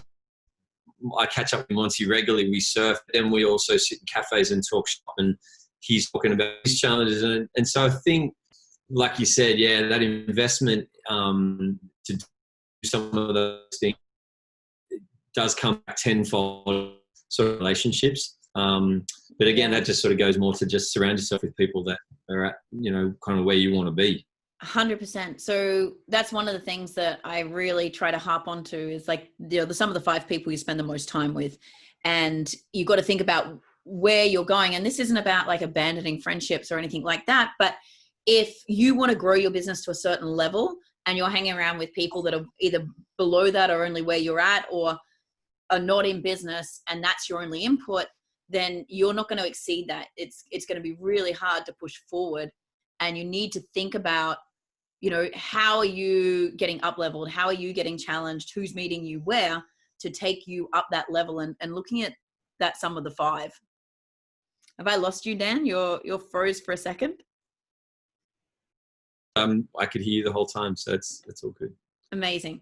So that's something that I really would challenge people. And you don't need to necessarily pay to go and be a part of a group, but like the cheesy networking, but not the cheesy networking things, like find out where other people that are living the life that you want to live and are growing those business are hanging out, and make friends with them. Yeah, no, for sure. Just get around the right people. Yeah. And really analyze the people that you are hanging out and getting the input from. Are they actually going to help you get where you want to go? Yeah. Yeah. Yeah. It's a tricky one. Before we did touch a little bit on we started segueing with the technology that you use to run your business. Maybe not even the technology, but what are some of the systems or processes, even if they're manual, like that you've implemented to be able to run a global business, but also to give you the decision-making tools that you need to make? Yeah, to be honest, in our business, there's loads. We use loads of tools and tech to help us make the thing run. But I'll give you a couple of examples that work really well for us. Recently, when we went through all of the big issues last year, I'd been running the company a little bit irresponsibly in that I was just like, I added more people to my team. I let the managers run those people, and I assumed that everyone was doing all the right stuff and it was all the right stuff to do. We've got an amazing team of people. We've never really even lost it. I feel so lucky to have a good team. But what I realized was once we started having such cash flow issues, I was like, I need to really see whether we can afford this team. And so I was like, before I even think about, downsizing my team, I need to see if they're working on what they're working on and is it the right stuff. Mm-hmm. And so what we did was we basically plugged in this software called Hivedesk. I think it's called Hivedesk. And basically everyone in the team gets an account, and as they're working, they basically are logging in and out of different tasks. So they had to focus all the things that they do. And if you're a customer service person in my team, they know they need to check these messages, respond to these reviews, answer these calls, know what the tasks are. So we put all the tasks in, and then we had them doing all the stuff. And what it did for all the different parts in the team, including myself, was we identified a whole lot of stuff that we used to do because it was what the business needed 2-3 years ago that just is totally not even needed anymore, or we've got other systems that do it. So I identified all this wastage. And so the first thing we did is we basically said, okay, can we keep the team and redirect their focus on other stuff and just cut the wastage? And the answer was actually no. We didn't have enough new stuff to be able to direct people to, because we were also trying to recover from big issues. So we weren't in this big sort of growth mode like we had been. And unfortunately, what it meant for some of the team as well was we just had too many people and we didn't need it all. And so we went through a bit of a restructure. A couple of people moved on. A couple of people went to less hours, things like that. But in terms of a piece of technology, it was actually a really, really handy little tool because it gave us a very quick snapshot of the wastage and then it cut it out. And there was no hiding from it because my team are all good people. I had one-on-ones with all of them and said, guys, we're in a shitty position in the business. I need to do this. I'm not criticizing. I know you work great, but I've never actually really looked at what you do. Yeah. So, and so it was kind of something that, again, for me, sort of, I guess, maturing as a businessman, I did that, and it was a really good thing. So that's one. The other tools that we use, like I said, the whole thing runs on Google Drive. So we're big on Google Sheets and Google Docs and everything's shared and all of that kind of stuff. What would be any other major one? I can't think of any off the top of my head. Right. Back on the Hivedesk, I've used a couple of different systems similar to that. So Harvest is one, which is my last CFO put me onto, and that's what she had her whole accounting firm and bookkeepers, everyone running on. But it was a little bit more expensive than what I wanted to do, and it didn't integrate with the systems I wanted. I now use Toggle, and Toggle integrates with Asana, with my calendar, with a Chrome extension and everything. So in a calendar, when a calendar comes in, I can link that to, I'm podcasting for this long or whatever. And so my team can have all that, and it can also be assigned to clients if you're running different projects and things like that. It's an app on your phone too, so you can do it. You can just start the timer while you're out and about. So I love that you brought up Hivedesk and how you used it, because that's something that I really suggest for all business owners, especially for themselves. Like, where are you leaking time? Where are you not in highest best use?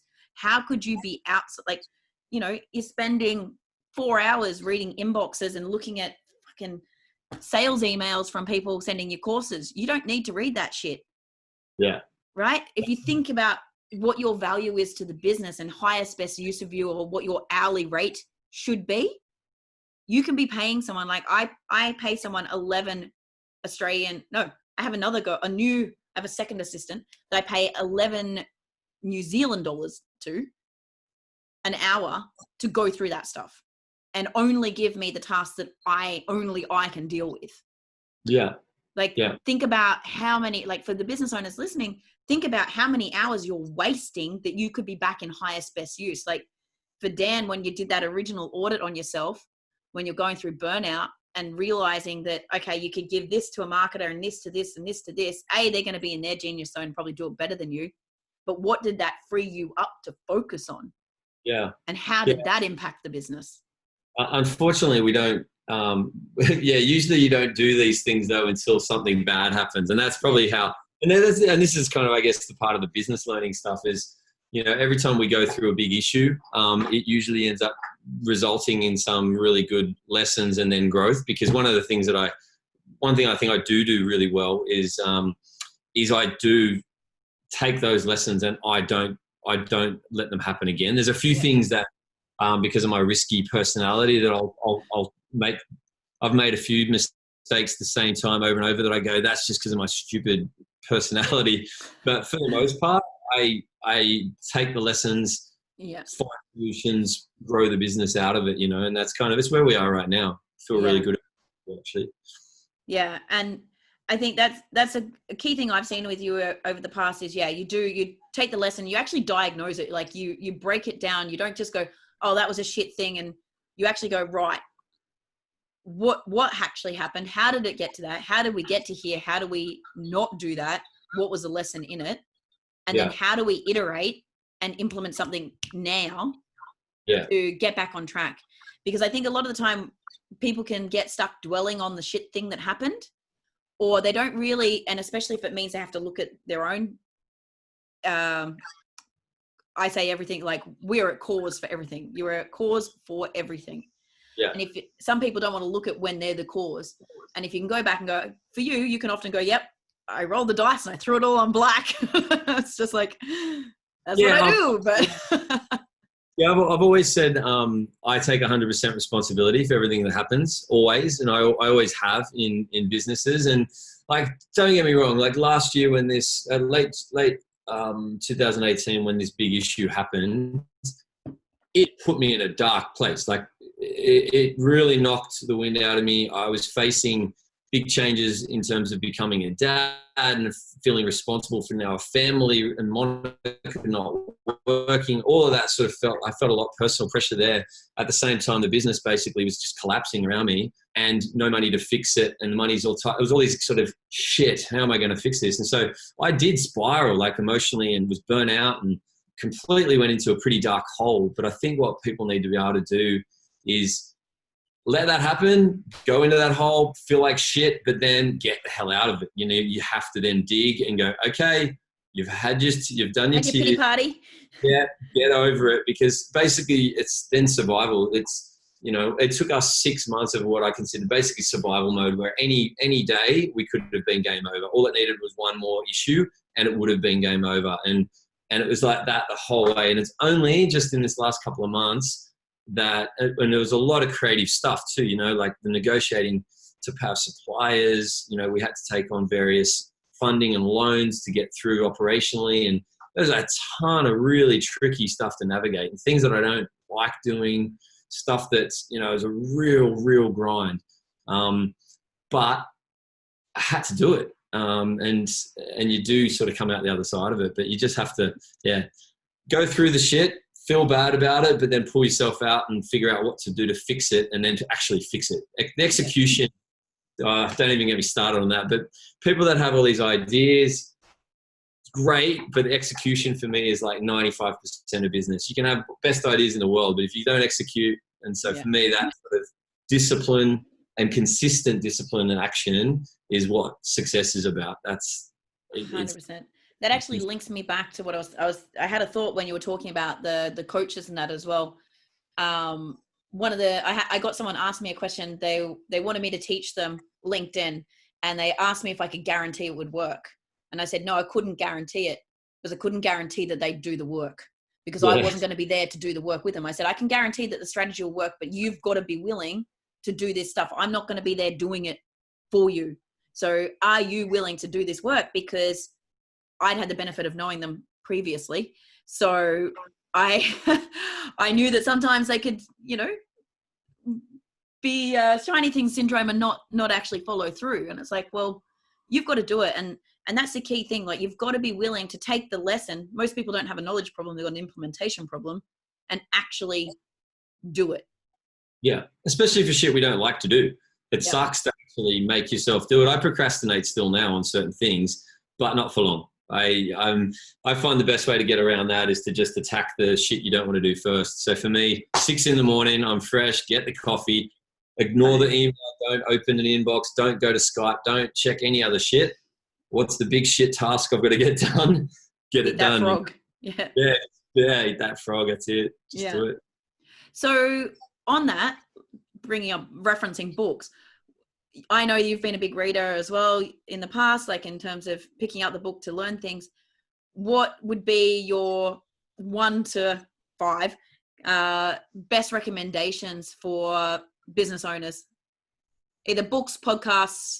Yeah. Wow. It's actually been, to be honest, because of that shit we went through last year, I kind of really didn't go too hard on. I was a business book freak for like years. And podcasts too. And I was so over business last year. It was actually hard work to just stay focused on getting our business out of trouble. The last thing I wanted to do in my spare time was read business books. So I didn't do much of that last year, but I don't need to give you 1 to 5. I'll just give you one.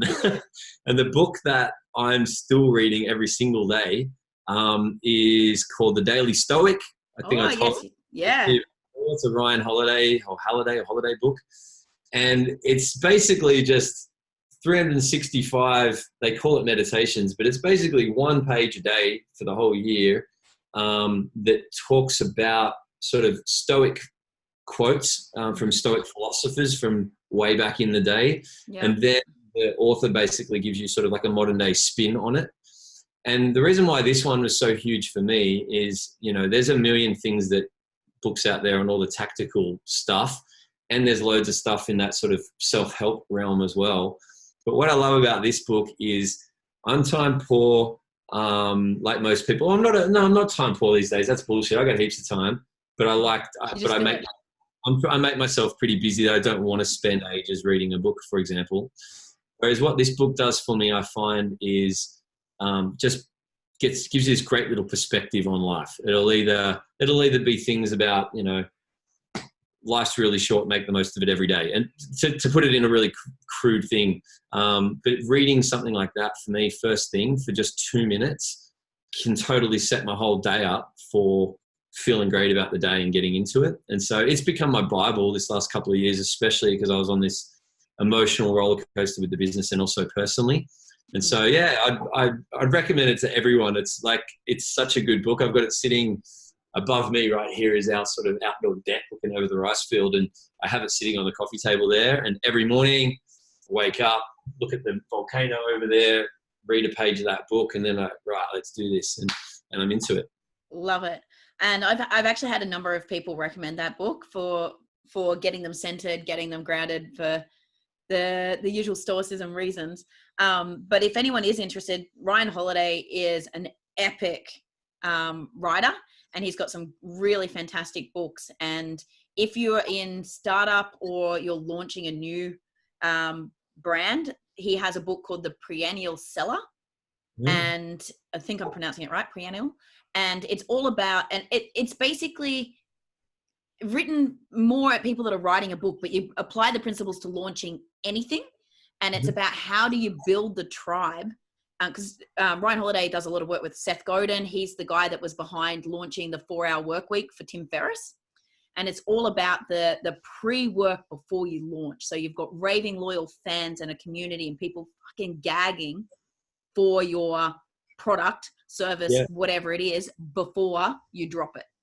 So cool. so he's actually got two ends of the spectrum there with the work, but he's got a really cool guy. I actually haven't read any of his others yet, but I think that'll probably be where I go next. I'm sort of feeling now that we've come out of our little sort of dark year that we had, and now things are sort of, I feel like we're back on the right track again. I'm feeling, and because I had a nice break over Christmas, I'm sort of feeling more open now to new stuff. So maybe this year I will pick up a couple more books, and maybe I'll start with his stuff. Well, it's just I really like it. I usually listen to it on Audible. I really liked it on there, and I think in the Audible he actually does a bit of an interview with Seth Godin as well, so you're getting like this extra input, so it's got an extra layer of learning. Do you absorb audiobooks, Jade? I'm my head I just go off onto another planet somewhere. I don't even absorb it. Like, so I love Audible when I don't have time to sit and read. And I really struggle sometimes with reading. Maybe it's a bit of dyslexia or something, staying still. But I do love it. I need to be in the zone, and I need to make my environment. And, if I can get in my egg chair and glass of wine and get into it, then I'm good. What I find with the Audible though, it allows me to consume a lot, pick out my nuggets. I have to come back to it, but then if it's something that I'm really interested in, then I grab the actual physical book. Okay. Yeah, that's cool. Because I've even thought about getting the underwater headphones and you can go for a surf and listen to some podcast or something. But stop it. That's a product I wanted to develop, but I haven't found any headphones that you can actually surf in yet. I think I did see some. I can't remember where it was. You have to wear a stupid swimming cap to keep the earphones in at this moment, really and a battery pack, which they use them for swimming.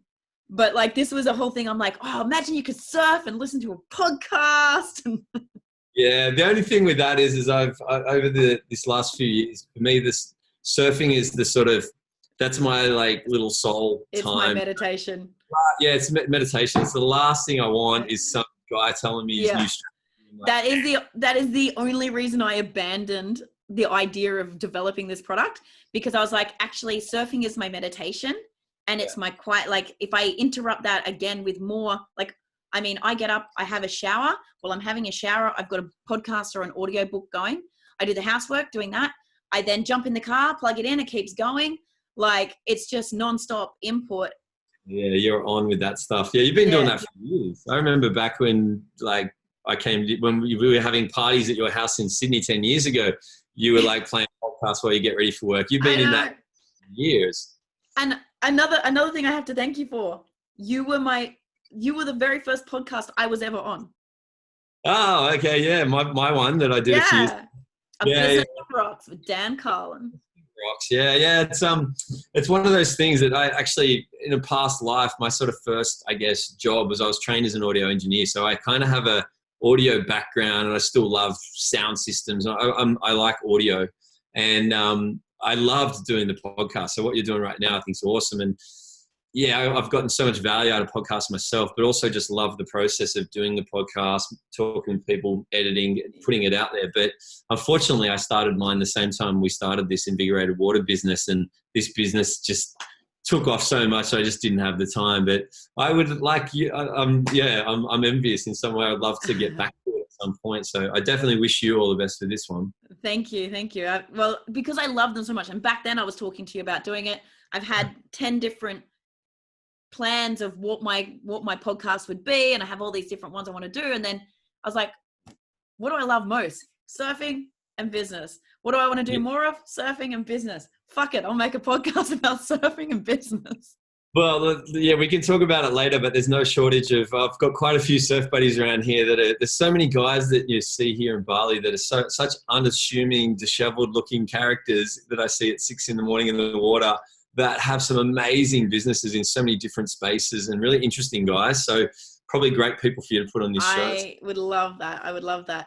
I actually just bought a brand new van last week, and I'm fitting it out, like spending like nearly 30 grand fitting this thing out to turn it into my mobile podcasting studio / office that I'm going to run up and down the coast to work out of each day, and really like build this and build a community around it. Like do barrels, business and beers, like come down to the beach, hang out, do a live cast, have some beers, up level that what we talked about with the being around other business owners doing what you want to do.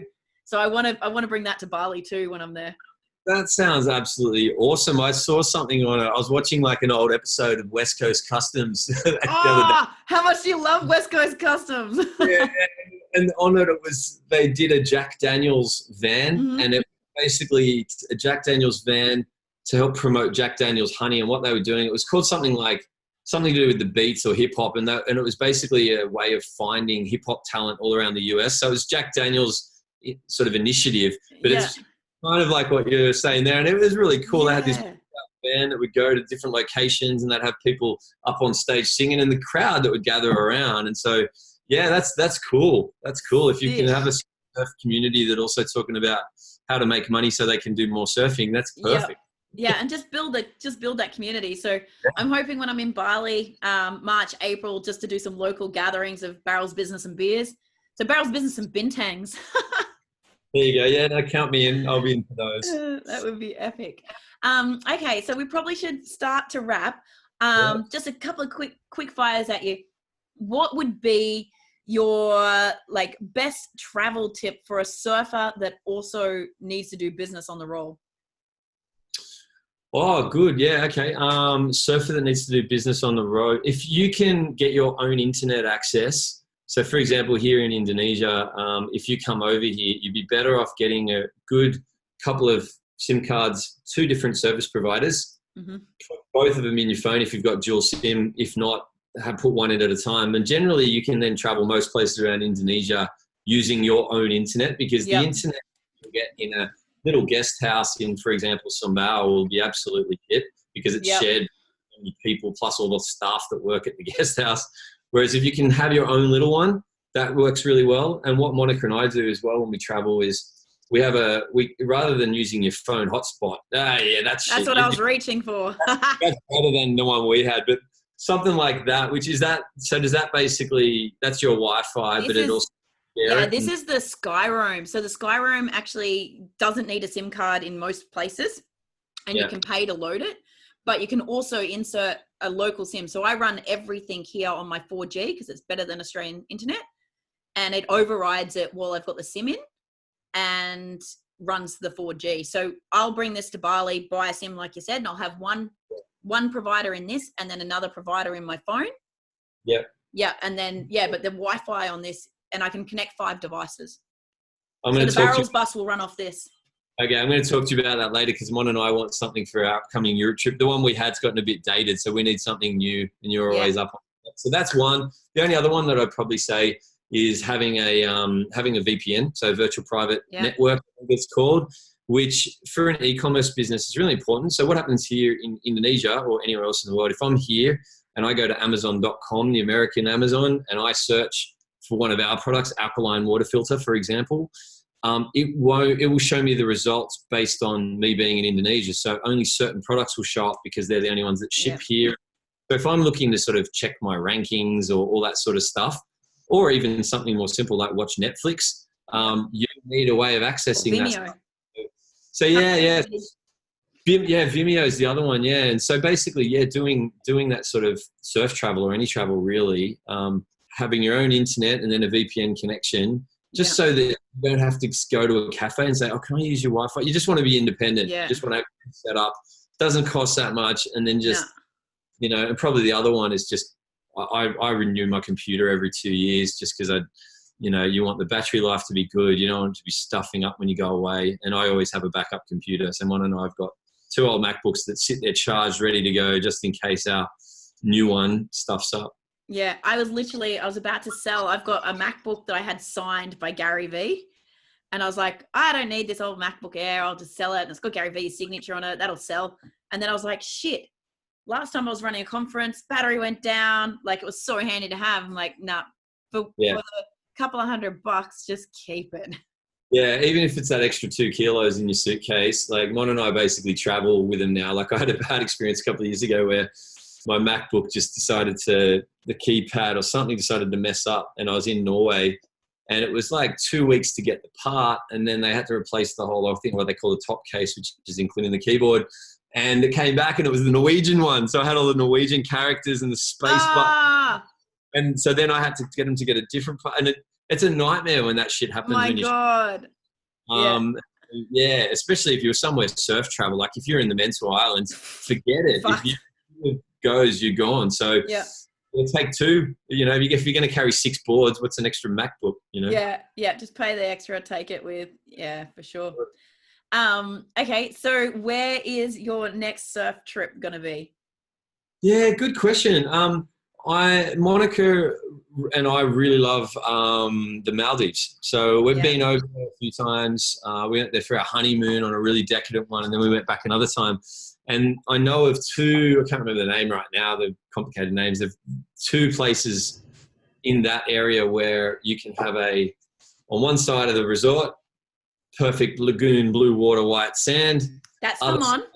Kick-ass reef break. Yeah, so that's probably the next thing is to not so much the last couple of trips I did solo missions and that, but now I've got the little guy and Monica, and we probably go as a little family holiday to somewhere where they can still enjoy it and I can still get some waves in. Because for me, I love my surfing, but it's not the be all and end all. I'm happy for it to be part of what we do, and because I'm lucky enough to live in Bali and I surf most days, I'm not that hungry for it. I get my fill basically. But you're not jonesing for it. Yeah, I think Maldives is probably the place, and then here in Indonesia, there's still so many places. Like I haven't really even been over even into Java yet. There's other places in Sumbawa. There's so many places just around Indonesia. So that's probably here over the next couple of years.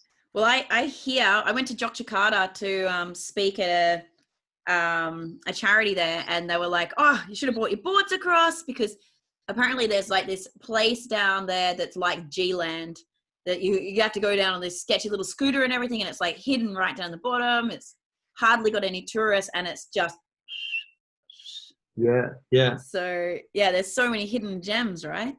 Yeah, you just need the time. It's just making the time to just go. Making the time. We probably will. Like we've got big plans this year with building a house, but once that's out of the way, we'll probably get. Wait for that house. Yeah, me too. You'll need both. Yeah. Epic. Okay, so what's the best way for people to find out more about Invigorated Water? Yeah. And to follow your journey?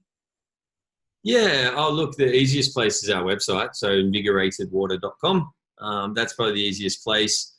Gosh, if you wanted to contact me, you can do it through this. Just submit a support ticket. We're a small team, and tell me what you're about, and I'll get back to you if you like. But if people do want to reach out, but that's probably the easiest way. I'm probably not like a lot of people on your show that are either doing programs. Like I do some speaking gigs and stuff. I get asked to come and do some things, which is really nice. And I really enjoy talking about business, and I love working with entrepreneurs and things. So I'm open to that kind of stuff. But yeah, as far as I'm not really pushing that stuff. Too busy with the business. Well, one thing I do hope to do with this show is to get more people like you.